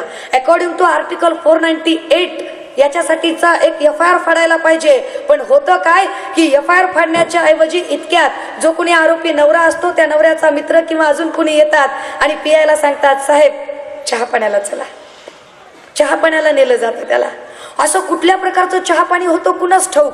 जसाही चहा पाणी घेऊन येतो PIची भाषाच बदलते आणि PI आल्या आल्या सुरू होतो, अरे हरामखोर कळत नाही तुला, बाईवर हात उचलतो, मा झालाय तुला, चरबी आली आहे, तुझी चरबी वाढली आहे, चरबी काढायची तुझी, बाईवर हात उचलतो. याद राख, पुन्हा जर बाईवर हात उचललास ना असा धपटून काढीन ना, घरापासून तुला ओढत आणीन, चामडी सोलवटून काढेन. बिचारी अडाणी बाई, तिला काहीच कळत नाही. तिला वाटतं न्याय यालाच म्हणतात काय की, तिला वाटतं कंप्लेंट केली म्हणजे असंच असतं काय की. आणि ती बिचारी माय माऊली खुशी खुशी घरी येते. पियायला म्हणते, साहेब लय मेहरबानी झाली, आता नवऱ्याला सोडा. आणि ती नवऱ्याला घेऊन घरी जाते. 15 दिवसानंतर अशीच घटना पुन्हा एकदा घडते. पण या वेळेला ती माय माऊली वाचत नाही आणि पोलीस स्टेशनला सांगायला ती जिवंत राहत नाही. या वेळेला ती खरोखरच जळून मरते. अशा वेळेला सरकारी वकिलाने जर सगळे एव्हिडन्स जर शोधून काढले, जर सगळे पुरावे शोधून काढले आणि सरकारी वकिलाच्या जर लक्षात आलं की यामध्ये 15 दिवसापूर्वी ही माय माऊली पोलीस स्टेशनमध्ये अर्ज घेऊन गेली होती, पण संबंधित पीआयने तिची तक्रार नोंदवून घेतली नाही, साधी स्टेशन डायरीला नोंद केली. जर संबंधित पीआयने स्टेशन डायरीच्या नोंदऐवजी जर FIR फाडली असती तर कदाचित या बाईचा जीव वाचला असता. म्हणजे या बाईचा जीव जायला कारणीभूत जशी सासरची मंडळी आहेत तसा तो पीआयही आहे. हे जर एकदा स्पष्ट झालं तर त्या पीआयला सुद्धा सस्पेंड होऊ शकतो. तो कलम 19 मध्ये सांगितले. म्हणजे किती कायदा, किती बारकाईने प्रत्येक गोष्ट सांगितली. पहा, याच पद्धतीने कलम 19 मधलं एक कलम रद्द केलं गेलं, संपत्तीचा अधिकार. हे इंदिरा गांधींच्या काळात 31वी घटना दुरुस्ती झाली. काय होतं हे संपत्तीचं कलम? संपत्तीचं कलम अमर्याद संपत्ती ठेवायची नाही असं म्हणत त्यांनी रद्द केलं. परंतु मग आपल्याला वरवर वाटतं की चांगली गोष्ट आहे ना, अमर्याद संपत्ती नसलीच पाहिजे, एकाच माणसाकडे जास्त संपत्ती कशी असावी. पण अडचण काय झाली पहा. अमर्याद संपत्ती म्हणत असताना इंदिरा गांधीच्या सरकारने जेव्हा ही घटना दुरुस्ती केली तेव्हा या घटना दुरुस्तीमध्ये त्यांनी संपत्तीचे 2 प्रकार केले. ते प्रकार मुवेबल अँड नॉन मुवेबल, स्थावर आणि जंगम. स्थावर म्हणजे जमीन जुमला, जंगम पैसा अडका. ते असं म्हणाले की पैसा अडका कितीही असू द्या, जमीन जास्त ठेवता येणार नाही, जमीन जास्त ठेवायची नाही. आणि म्हणून भूसुधारणा कायदे सुरू झाले. त्याच्या अनेक एडिशन अलीकडच्याही काळात आल्या. याच भूसुधारणा कायद्याच्या नावाखाली एक सिलिंग ऍक्ट नावाचा कायदा आला. काय होता सिलिंग ऍक्ट? सिलिंग ऍक्ट मध्ये सांगितलं होतं की एका व्यक्तीकडे 20 एकरपेक्षा जास्त जमीन नसली पाहिजे. झालं. अनेक लोक 100-200 एकरवाले होते. ज्यांचे नातेवाईक काँग्रेसमध्ये बडे पुढारी होते त्यांनी आपापल्या नातेवाईकांना खाली मेसेज पाठवले की जर तुमच्याकडे 100-200 एकर जमीन असेल तर तुम्ही काय करा, तुमच्या जमिनीची फोड करा. 20 एकर तुमच्या नावावर ठेवा, 20 एकर तुमच्या पत्नीच्या नावावर ठेवा, 20 एकर पत्नीच्या भावाच्या नावावर करा, 20 एकर पत्नीच्या भावाच्या पत्नीच्या नावावर करा. पत्नीकडचं नातं जवळचं असतं ना, सासूरवाडी, तिकडचं जवळचं असतं नातं. त्यामुळे अशा पद्धतीने तुम्ही जमिनीची फोड करून घ्या. ज्यांना कळला मेसेज, जे जवळचे होते काँग्रेसच्या, त्यांनी जमिनीची फोड केली, त्यांच्या जमिनी वाचल्या. आणि ज्यांना फोड कळली नाही त्यांच्या जमिनी गेल्या. पण ह्या जमिनी गोरगरिबांना नाही दिल्या. ह्या जमिनी दिल्या कुणाला? ह्या जमिनी टाटा, बिर्ला, अंबानी यांना दिल्या. आणि म्हणून वामनदादांनी याच नाशिकच्या भूमीत गाणं लिहिलं, सांगा बिर्ला बाटा, सांगा धनाचा साठा कुठं आहे, सांगा आमचा वाटा कुठं आहे. त्यावेळेला त्यांनी लिहून ठेवलं. आता या भूसुधारणा कायद्याचे इतक्या एडिशन्स आल्या की त्या काळामध्ये काही लोकांनी विनोबा भावेंची एक चळवळ सांगितली जाते की मग जमिनी दिल्या गोरगरिबांना. पण परिस्थिती अशी आहे की फोटो काढण्यापुरत्या जमिनी दिल्या आणि जसेही पुढारी पुढे सरकले आणि गोरगरीब लोक आपलं रुमणं नांगर घेऊन त्या जमिनीमध्ये गेले, अगदी त्याच वेळेला गावच्या त्या सगळ्या सवर्णांनी या सगळ्या गोरगरिबांना हुसकावून लावलं. आजही महाराष्ट्रामध्ये कित्येक महारवतनी जमिनीची प्रकरणं प्रलंबित आहेत. त्या प्रश्नांचे निकाल लागले नाही. आता नवीन एडिशन अशी आली आहे जमीन सुधारणा कायद्यामध्ये, ते असं सांगतात की एखाद्या व्यक्तीच्या उद्योगामुळे जर राष्ट्राच्या GDI मध्ये भर पडत असेल तर अशा व्यक्तीच्या मूळ उद्योगाच्या आयकरातनं त्याला सूट द्यावी. GDI म्हणजे काय? Gross development index. राष्ट्राचा उत्पन्न निर्देशांकामध्ये जर कुणी भर घालत असेल तर त्याच्या मूळ उद्योगात भर घालावी, मूळ उद्योगाच्या आयकरमध्ये सूट द्यावी. वरवर पाहता हे कलम फार छान वाटते. हे मोदी सरकारांच्या काळातली नवीन डेव्हलपमेंट आहे. वरवर पाहता हे फार छान वाटतं की अरे चांगलं लिहिलंय की. पण मंडळी, याचा फायदा कुणाला होतो?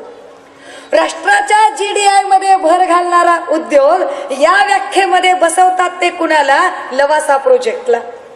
तर लवासा जर उभा राहिला तर लवासाला पर्यटक भेट देतात आणि पर्यटनाचा पैसा उभा राहतो आणि पर्यटनाचा जर पैसा उभा राहिला तर हा पैसा मग राष्ट्राच्या GDI मध्ये भर घालेल. मग हा उद्योग ज्याने उभा केला त्याच्या मूळ उद्योगाच्या आयकरात त्याला सूट द्या, म्हणजे पवार साहेबांना आयकरातून सूट द्या. दुसरा कोण आहे? धुळे नंदुरबार साईडला खूप सारे पवनचक्क्या आहेत. ह्या पवनचक्क्या कुणाच्या आहेत? पवनचक्की ही प्रदूषण विरहित ऊर्जा निर्माण करणारे ठिकाण आहे. मग प्रदूषण विरहित ऊर्जा जे निर्माण करतात ते GDI मध्ये भर घालतात, म्हणून त्यांच्या मूळ उद्योगाच्या आयकरात सूट द्या. पण सगळ्या पवनचक्क्या कुणाच्या आहेत त्या साईडला? संजय घोडावत ग्रुपच्या. आणि संजय घोडावत ग्रुपचा मूळ उद्योग काय आहे की ज्याच्या आयकरात सूट द्यावी? तर तो RMD आणि माणिकचंद बनवण्याचा. म्हणजे माणिकचंदच्या आयकर मध्ये त्याला सूट द्या. काय कमाल आहे, काय भारी कायदा केलाय. और हम पागल लोक, आम्ही नुसते जयंतीत नाचणार आणि नाचताना म्हणणार बरेच केम नाही, कायदा आमच्याच बापाने लिहिलाय. अरे वाच की कायद्यात काय लिहिलंय ते, नुसतं म्हणून चालते होय? आमच्याच बापाने कायदा लिहिला असं म्हणून कसं चालेल? अरे कायदा आपल्या बापाने लिहिला, पण कायद्याची अंमलबजावणी करणाऱ्या बापाच्या औलादी तयार झाल्या नाही त्या का, त्याचा विचार करणं गरजेचं आहे. हा, नुसतेच DJ लावून नाचू, नुसतेच मोठमोठे हार, मोठमोठे फोटो, मोठमोठ्या ट्रका, मोठमोठे DJ, मोठमोठे पोरं, मोठमोठ्या बाटल्या आणि गाण्याचा ताली एकच, हॅलो मी बाबूराव बोलतोय. बाबूराव असा बुडापासून हल्लेला. बाबूराव बोलतोय का बाबूराव हलतोय बाबूरावलाच कळत नाही. आता गाणं चेंज झालंय, आता शांताबाई आली, आता बाबूरावला विसरलेत लोक, कळत नाही. काही पोरं तर त्याच्याही पुढे गेली आहेत. ज्या अंधश्रद्धेत बायका होत्या, ज्या आधी आराध खाणे करायच्या, त्यांची पोरं थोडी ऍडव्हान्स्ड कल्चर मध्ये झाली आणि त्यांनी DJ वर गाणे सुरू केले. ते गाणे म्हणायला लागले, कल्लोळाचं पाणी कशाला ढवळलं, नागाच्या पिल्ल्याला काग खवळलं. आता हे नागाचे पिल्ले आहेत का? हा, अरे माणिकचंद खाऊ खाऊ, तंबाखू खाऊ खाऊ, विमल खाऊ खाऊ दात गेले ना सगळे, बोचरे झाले ना सगळे दात. हा, कीड लागली सगळी दातांना आणि असे दात पडलेले बोचरे नाग खवळले तरी काय उपयोग आहे? काय अर्थ याला? समझते नहीं है हम. सिस्टम बदलनी है ना. इस देश का प्रॉब्लम यह है कि जो लोग जानते हैं सिस्टम चलाना वो सिस्टम में जाते नहीं है, और जिनको सिस्टम चलाना रत्ती भर भी नहीं आता वो सिस्टम में जाकर बैठे हैं. गलत लोग गलत जगह पर गए हैं, इसलिए पूरी सिस्टम गलत सलत हो रही है. हम समझ नहीं रहे हैं कुछ भी. आमच्या बापाने कायदा लिहिला. अरे कायद्यात प्रत्येक गोष्ट किती चांगली लिहिली, पण त्याची प्रॅक्टिस किती वाईट आहे पहा. मी जरा पुढे जाते, मी डायरेक्ट आता प्रकरण 4 मधल्या उदारमतवादी तत्वांकडे जाते. कलम 36 ते 51 मध्ये सांगितलं होतं की राज्यातला कुणीही उपाशी राहिला नाही पाहिजे. राज्यातला कुणीही उपाशी न राहता ज्याची नोकरी करण्याची कुवत आहे त्याला नोकरी द्या, ज्याला नोकरी नाही त्याला उद्योगधंदा द्या, त्याच्या उद्योगधंद्याचं भांडवल द्या, ज्याला उद्योगधंदा नाही त्याला रोजगार हमी योजनेचं काम द्या, ज्याला रोजगार हमी योजनेचं काम नाही त्याला बेरोजगारीचा भत्ता द्या, पण कुणीही उपाशी राहणार नाही याची काळजी घ्या. पण तरीही परिस्थिती काही बदलत नाही. मी अजून जरा एकदम पुढे जाते, मी कलम 340 कडे जाते. कलम 340 फार महत्वाचं कलम आहे. मी घोलप सरांच्या त्याच मुद्द्याकडे येते. कलम 340 मध्ये बऱ्याच आमच्या ओबीसीच्या भावंडांना असं वाटतं, कदाचित या सभेत ऐकणारे बरेच जण आमचे मराठा भाऊ असतील, साळी माळी कोळी तेली तांबोळी आतार बागवान लोहार कुंभार ढोर चांबार सुतार सगळेच असतील. याच्यातल्या सगळ्याच भावंडांनी ऐकावं की ज्यांना वाटतं की बाबासाहेबांनी आमच्यासाठी काय केलं, बाबासाहेबांनी आमच्यासाठी काय केलं, त्यांच्या लक्षात यावं की बाबासाहेबांनी 340 ओबीसी साठी लिहिलं, 41 ST ला, मग 42 लिहिलं. म्हणजे SCचा विचार करण्याच्या खूप आधी त्यांनी ओबीसी साठी कलम लिहिलं. पण अडचण अशी झाली होती की बाबासाहेब ओबीसीची यादी मागत होते आणि तत्कालीन नेते बाबासाहेबांना ओबीसीची यादी देत नव्हते. आता जे आमचे मराठा भाऊ असतील, साळीमाळी कोळी भाऊ असतील, ते असं म्हणतील की बाबासाहेब तर इतके विद्वान होते, बाबासाहेब तर इतके हुशार होते, मग बाबासाहेबांनी यादी दुसऱ्याकडून मागायची काय गरज आहे? बाबासाहेबांनी स्वतःच का बरं यादी तयार केली नाही? तुमचं म्हणणं रास्तंय मंडळी, परंतु अडचण अशी आहे, समजा एखादा माणूस नाशिकात आला आणि नाशिकात जर तो म्हणाला अरे मला जरा आंबेडकर नगरात नेऊन सोडा किंवा मला जरा समता नगरात नेऊन सोडा, तर रिक्षावाल्याला काय वाटेल? रिक्षावाला वाटेल आपल्या रिक्षात जो कोणी बसलाय तो बौद्ध आहे, पण बौद्धातली पोटजात रिक्षावाल्याला माहिती आहे का? हे आंदवनाचं आहे का, लाडवनाचं आहे, सोमसाचं आहे का, तिळवनाचं आहे, बावण्याचं आहे का, इनकराचं आहे? रिक्षावाल्याला माहित नाही ना. रिक्षावाल्याचं काम फक्त न्यायचंय. एखादा म्हणेल मला सावतामाळी नगरात न्या, तर रिक्षावाला वाटेल की बसलेलं माळ्याचं आहे. रिक्षावाला हे नाही माहिती की माळ्यातल्या कुठल्या पोट जातीचं आहे, लिंगायत माळी आहे का, फुलमाळी आहे का, पानमाळी आहे, ते कुठं कळते बिचाऱ्याला. एखादा म्हणेल मला शिवाजीनगरात नेऊन सोड, रिक्षावाला वाटेल रिक्षात बसलेला मराठ्याचाच आहे, पण त्याला हे कुठं माहितीये की मराठ्यातला तो 11चा आहे, 12चा आहे का 11.5चा आहे. घोळ आहेत का? खूप सारे घोळ आहेत. घोळ काही मिटत नाही. बाबासाहेबांचाही हाच अडचण होती. समजा मी आहे, मी दीक्षा घेतली. तुम्ही सगळेजण रोज पेपरमध्ये वाचता की सुषमा अंधारे, एकनाथ आवाड, लक्ष्मण माने यांनी भटक्यांच्या 42 प्रातिनिधिक जातींसकट दीक्षा घेतली, ज्याच्यात पारधी जात होती. पण पारध्यातल्या पोट जाती तुम्हाला माहिती आहेत का? पारध्यात फासे पारधी आहेत, गाय पारधी आहेत, राज पारधी आहेत, पाल पारधी आहेत, त्याच्यातल्या पोट जाती आहेत. एकही पोट जात चुकूनही आपल्याकडून राहू नये म्हणून बाबासाहेब ओबीसीच्या प्रॉपर चॅनल कडून यादी मागत होते आणि ओबीसीचे नेते यादी देत नव्हते. तेव्हा बाबासाहेबांनी एक प्रोव्हिजन केली की जेव्हा कधी फर्स्ट गव्हर्नमेंट येईल तेव्हा पहिल्या सरकारच्या पहिल्या प्रधानमंत्र्यांनी आणि पहिल्या कायदा मंत्र्यांनी मिळून ओबीसीचा आयोग नेमावा. आणि पहिलं सरकार 52च्या निवडणुका झाल्या, 53ला सरकार आलं. योगायोगाने बाबासाहेब कायदे मंत्री झाले, प्रधानमंत्री नेहरू झाले. आणि कायदे मंत्री असणाऱ्या बाबासाहेबांनी नेहरूंना सांगितलं, नेहरूजी आपण लोकांना कमिटमेंट दिलेली आहे, आता कलम 340 नुसार आपण आयोग केला पाहिजे. आणि नेहरूंनी काय सांगितलं? नेहरू म्हणाले मी असा आयोग करणार नाही. का करत नव्हते नेहरू असा आयोग? कारण नेहरूंना वाटत होतं आधीच एवढा मोठा समुदाय बाबासाहेबांच्या प्रभावाखाली गेलाय, अजून जर आयोग आपण नेमायचा ठरवला तर कदाचित ओबीसीतला पण खूप मोठा समुदाय बाबासाहेबांच्या प्रभावाखाली जाईल, बाबासाहेबांचं प्रभाव क्षेत्र वाढेल, ते प्रभाव क्षेत्र कमी करण्याची ती कूटनीती होती. म्हणून त्यांनी स्पष्ट शब्दात सांगितलं मी ओबीसीचा आयोग करणार नाही. माझ्या समोर बसलेल्या तमाम ओबीसी भावंडांनी समजून घ्यावं की पहिला विरोध जवाहरलाल नेहरूंनी अर्थात काँग्रेसच्या प्रधानमंत्र्यांनी केला. त्याच्यानंतर बाबासाहेब म्हणाले की अहो हे खुर्ची माझ्यासाठी साधन आहे, साध्य नाही. जर या खुर्चीने जर ही गोष्ट साध्य होत नसेल तर मला गरज नाहीये तुमच्या कायदे मंत्री पदाची. 1 मिनिटात बाबासाहेब राजीनामा देतात, बाजूला होतात. कुठल्याही पार्लमेंटच्या मेंबरला राजीनामा वाचून दाखवण्याचा विशेष अधिकार असतो. बाबासाहेबांचा तो अधिकारही काँग्रेस नाकारते. तेव्हा बाबासाहेब आपली भूमिका तत्कालीन चळवळीचं मुखपत्र जनतामधून छापून आणतात आणि लोकांपर्यंत पोहोचवतात. मग लोकांचा खूप रेटा वाढतो. तेव्हा 53ला नेहरूंनी पुण्याचे खासदार काकासाहेब कालेलकर यांच्या अध्यक्षतेखाली कालेलकर कमिशन आणलं. कालेलकर कमिशनने 55ला अहवाल दिला. 3343 जातींचा समावेश केला. ढोबळ मानाने मानववंशशास्त्रज्ञ इरावती कर्वे आणि GS धुर्वे असं सांगतात की या सगळ्यांच्या मध्ये भारतात ढोबळ मानाने 6500 जाती आहेत. 6500 पैकी 3343 म्हणजे निम्म्याच्या जवळपास जाती यांना जर कळलं की हे आरक्षण बाबासाहेबांमुळे आहे तर हे सगळेच बाबासाहेबांच्या प्रभावाखाली जातील. आता काय करायचं? आणि नेहरू लगेच सांगतात कालेलकर अरे अशी मृत्यू घंटा वाजवू नकोस. This is a dead warrant for Brahminism, please don't ring it. आणि कालेलकर लगेच सांगताहेत नेहरूजी आपण माझं एकच पत्र पाहिलं, कृपया दुसऱ्या पत्राचं अवलोकन व्हावं.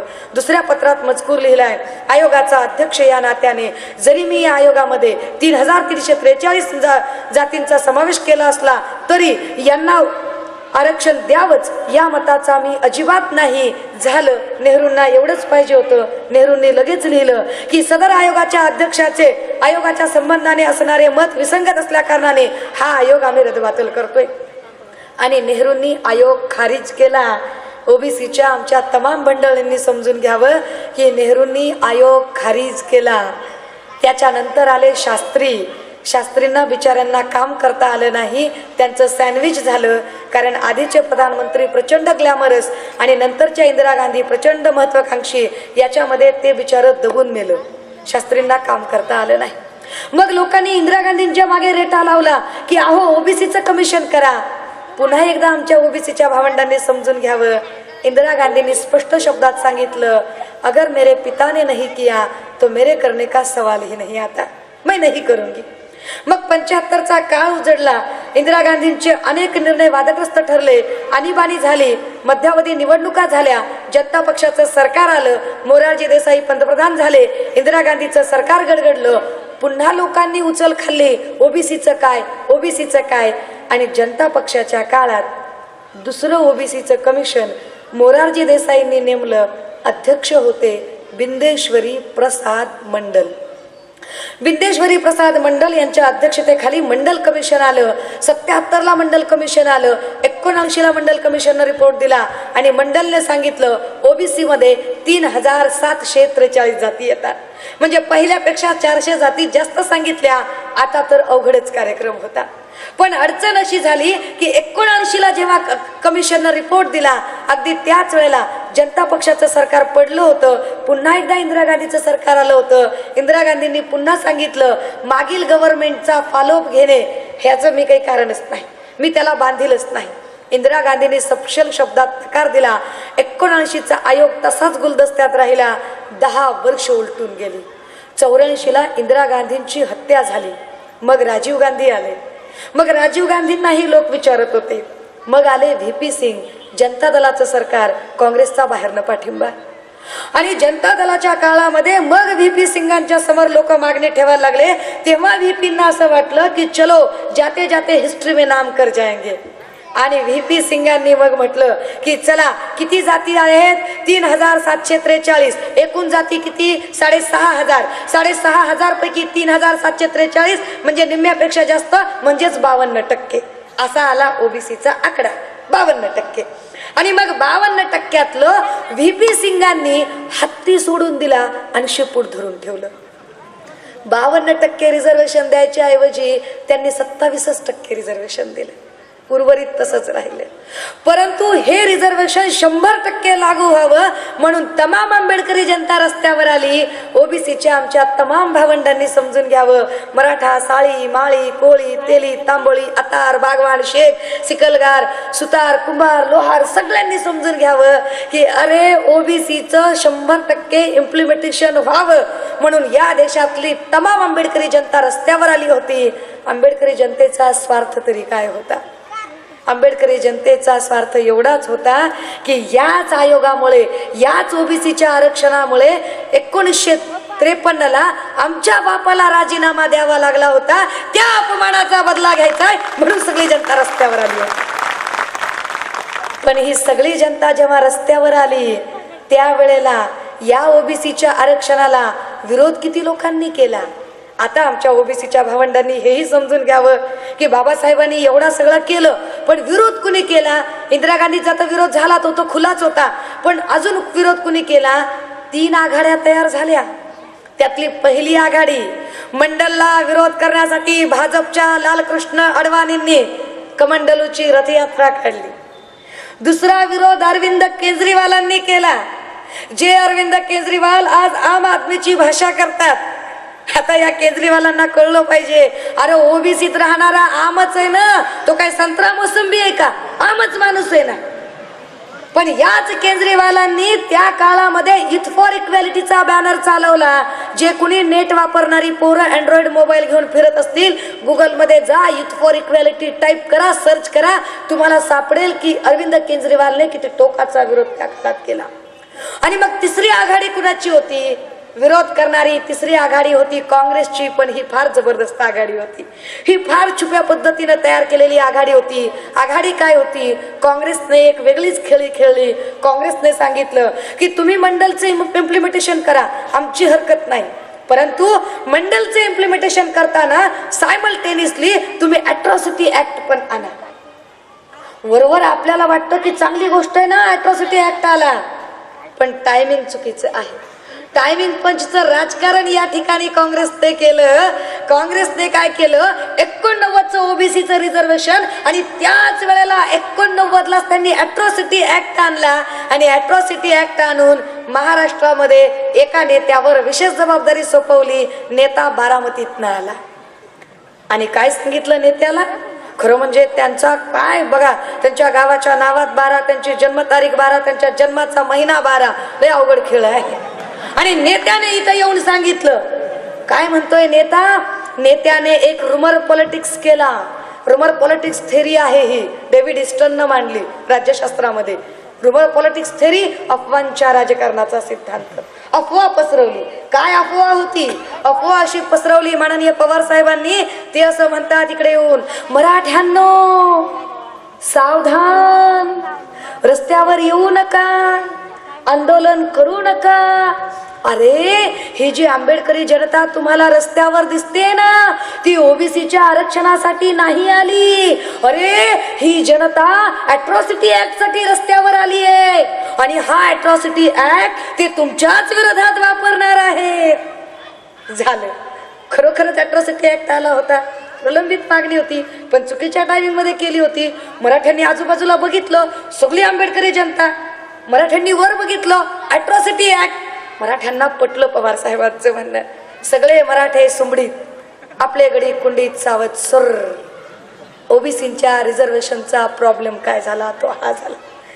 त्याच वेळेला जर तमाम मराठा नेते जर जागे असते तर कदाचित आज मराठा आरक्षणाचा प्रश्न इतका चिघळला नसता, इतका खितपत पडला नसता.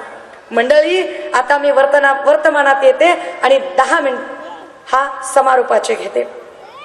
या 10 मिनिटामध्ये मी आपल्याला सांगितलं पाहिजे की आरक्षणाच्या या काळामध्ये जेव्हा आता मराठा आरक्षणाचा प्रश्न चिघळलाय, पहा मी कुठल्याच पक्षाची मेंबर नाही.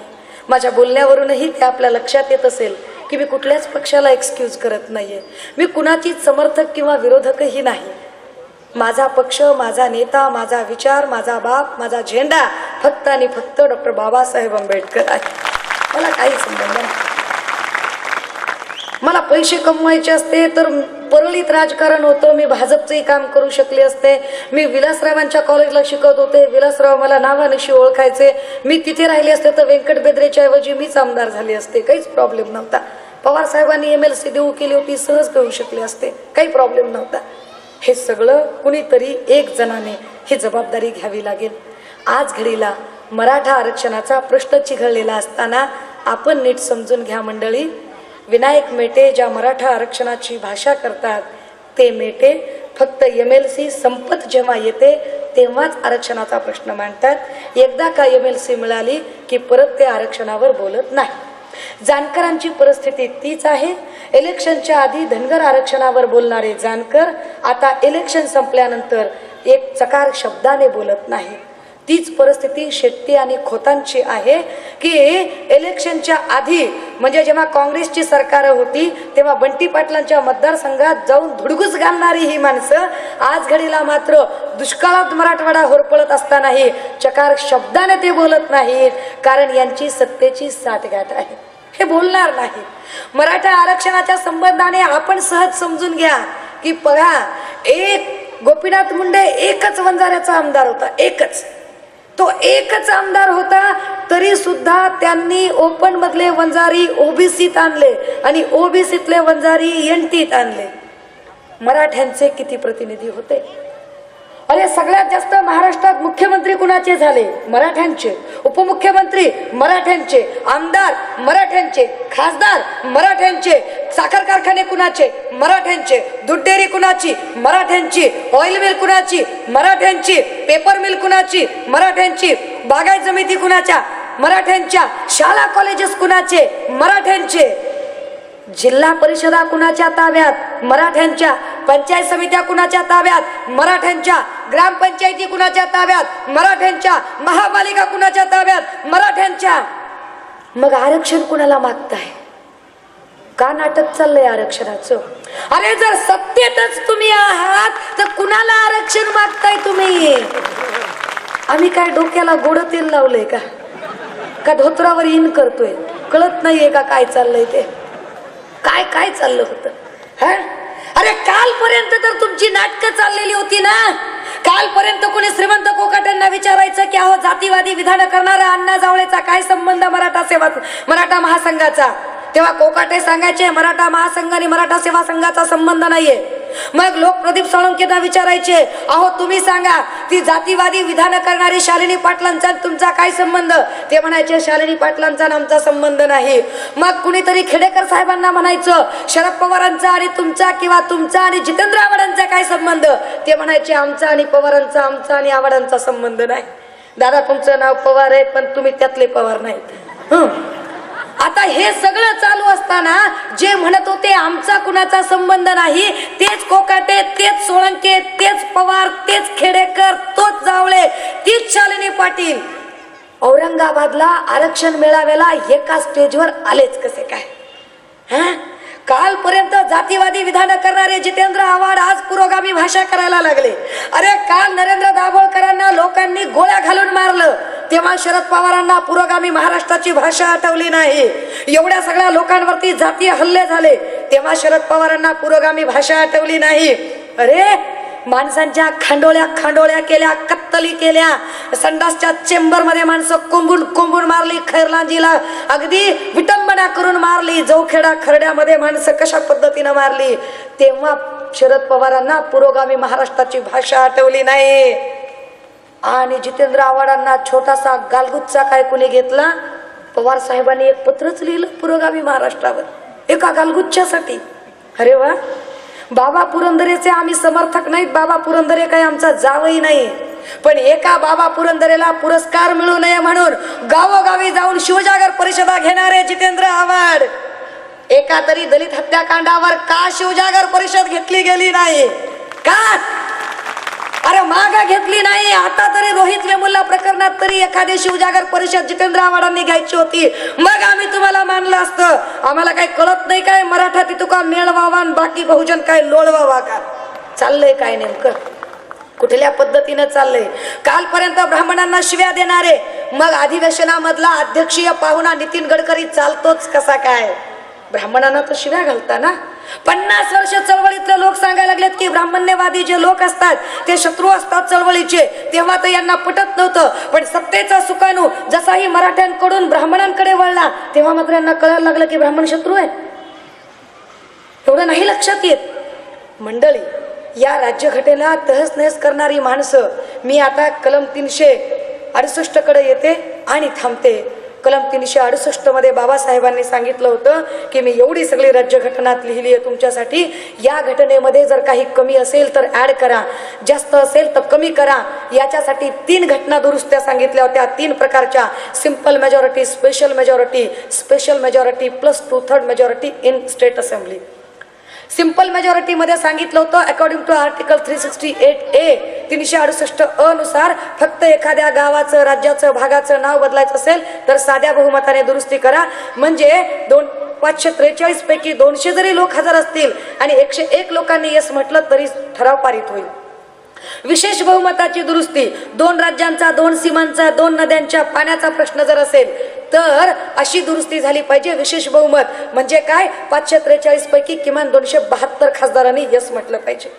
आणि तिसरी दुरुस्ती 368 क नुसार सांगितली गेली की जेव्हा घटनेची चौकटच बदलायची असेल तेव्हा तुम्ही काय करा की वर 272 खासदारांनी यस म्हटलं पाहिजे आणि जे वेगवेगळे राज्य आहेत निम्म्यापेक्षा जास्त राज्यांच्या विधानसभांनी सुद्धा यस म्हटलं पाहिजे, तर ती दुरुस्ती होईल. आता विचार करा, पार्लमेंटमध्ये सध्या भाजपचे बहुमत आहे, पण परिस्थिती काय आहे?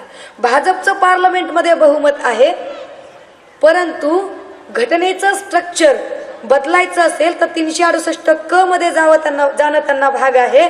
खाली स्टेट असेंब्लीमध्ये अजिबात बहुमत नाहीये.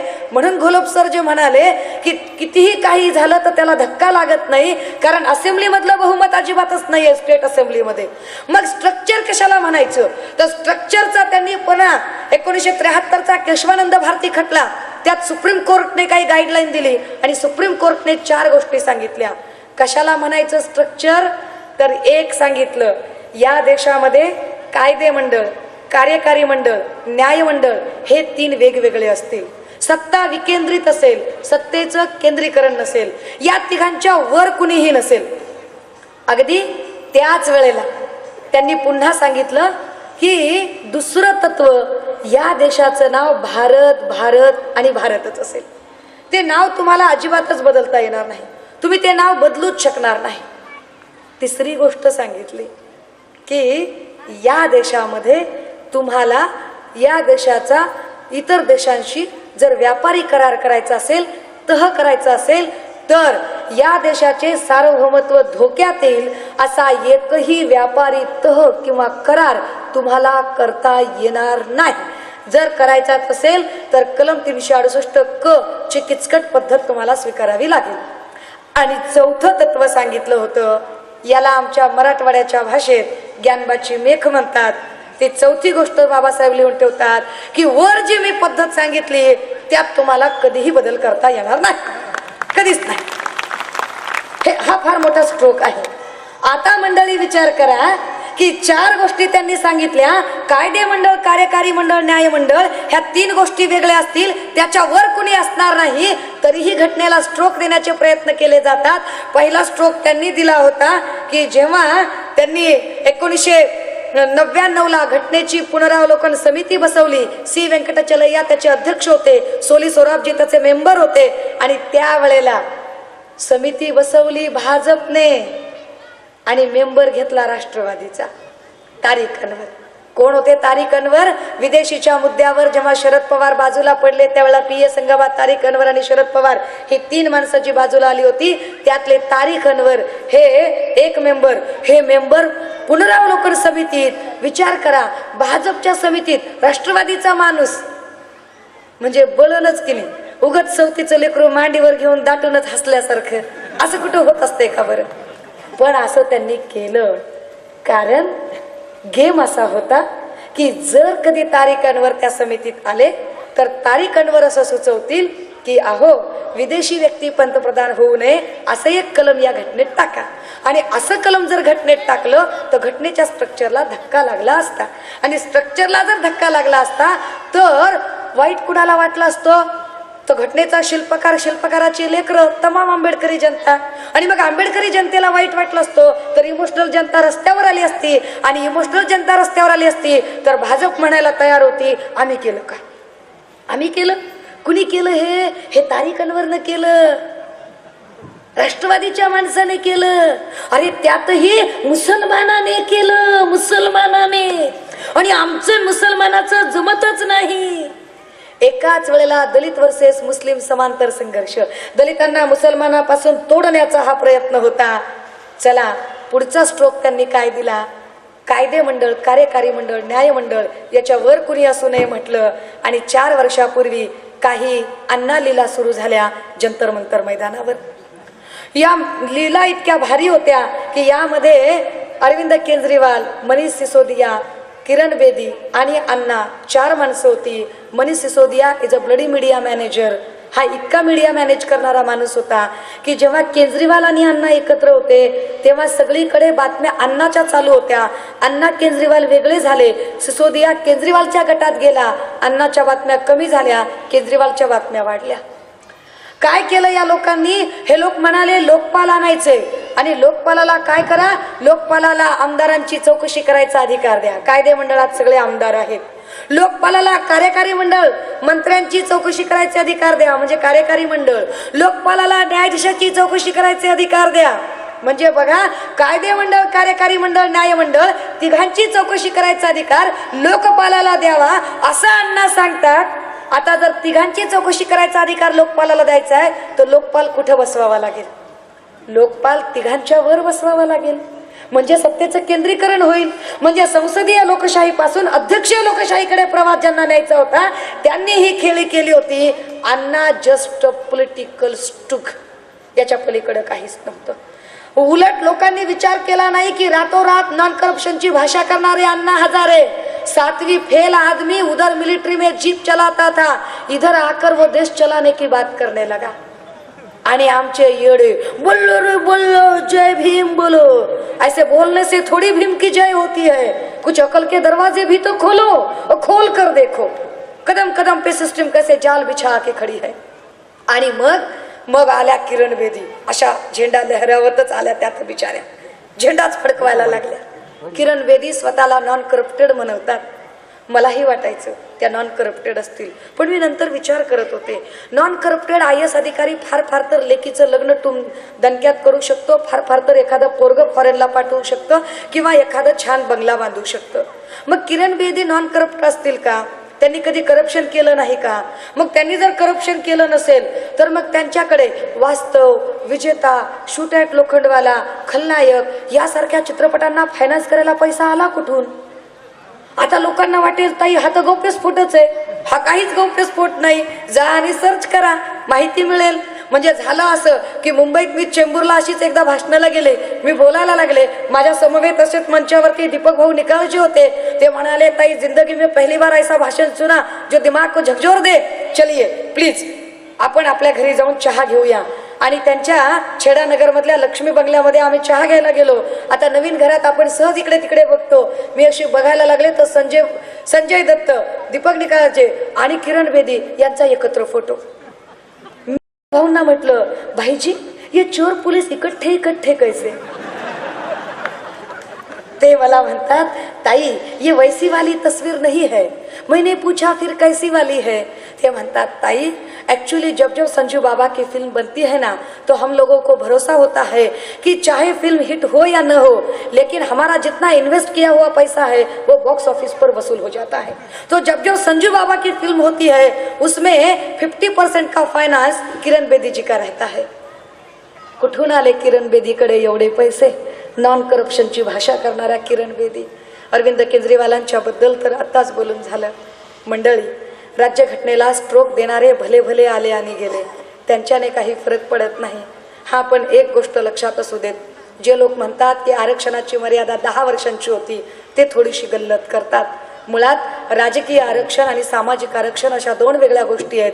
राजकीय आरक्षणाची मर्यादा 10 वर्षांची होती आणि सामाजिक आरक्षण अमर्याद काळासाठी होतं. पण 10 वर्षाची आरक्षण मर्यादा वाढवली कुणी? ती तुम्ही आम्ही वाढवली का? अजिबात नाही. आपण तर सत्तेतच नव्हतो. आरक्षणाची मर्यादा वाढवली काँग्रेसवाल्यांनी, कारण त्यांची वोट बँक हलत होती. आमच्या हातात काहीच नव्हतं. मग इथल्या जनसामान्यांनी राग कुणावर व्यक्त केला पाहिजे? तो त्यांच्यावर. आमचं काय त्याच्यामध्ये? बेगानी शादी में अब्दुल्ला दिवाना सारखी आमची परिस्थिती, तरीही आम्ही आमच्या रिॲक्शन देतो, तो भाग वेगळा. कोणी ऐकत नाही तरी समजून घेतलं पाहिजे.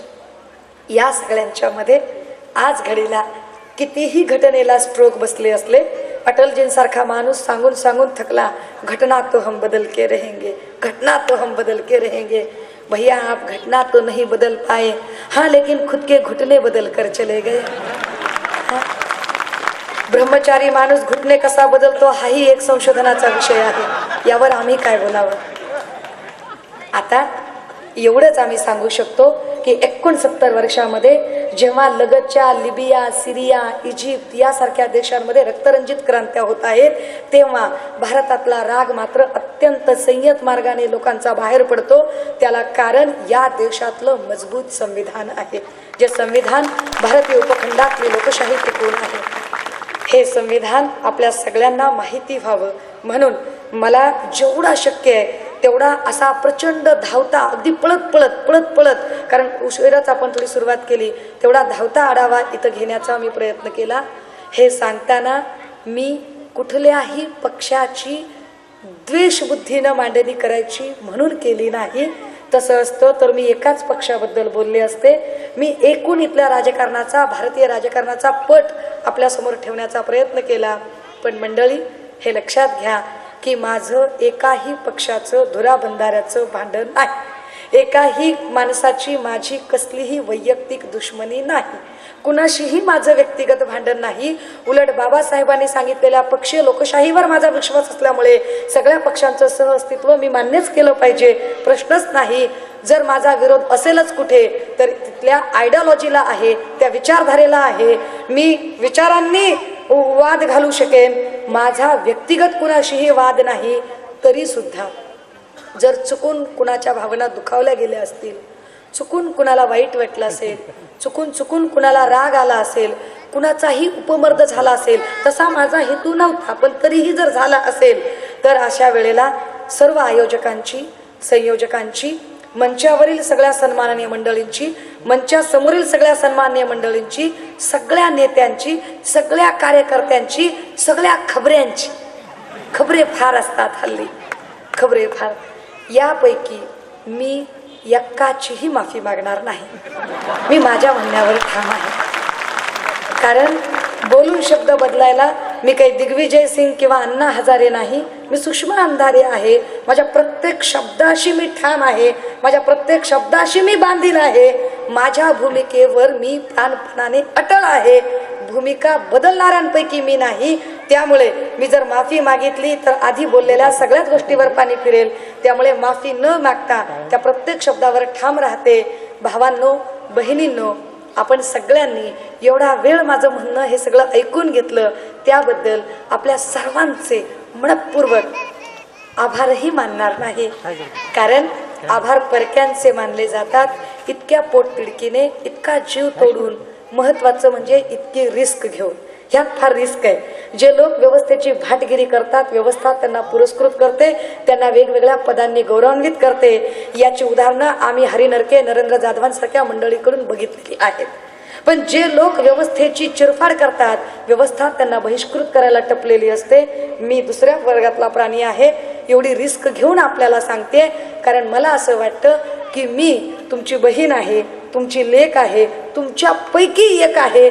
जगल्या भोगल्या अनुभवांचं ही सगळी शिदोरी तुमच्यासमोर उलगडण्याचा प्रयत्न केला. आपल्या सर्वांचे आभार मानून, परकीय होण्याची इच्छा नाही म्हणून आभार मानत नाही, एवढाच त्या पाठीमागचा हेतू आहे.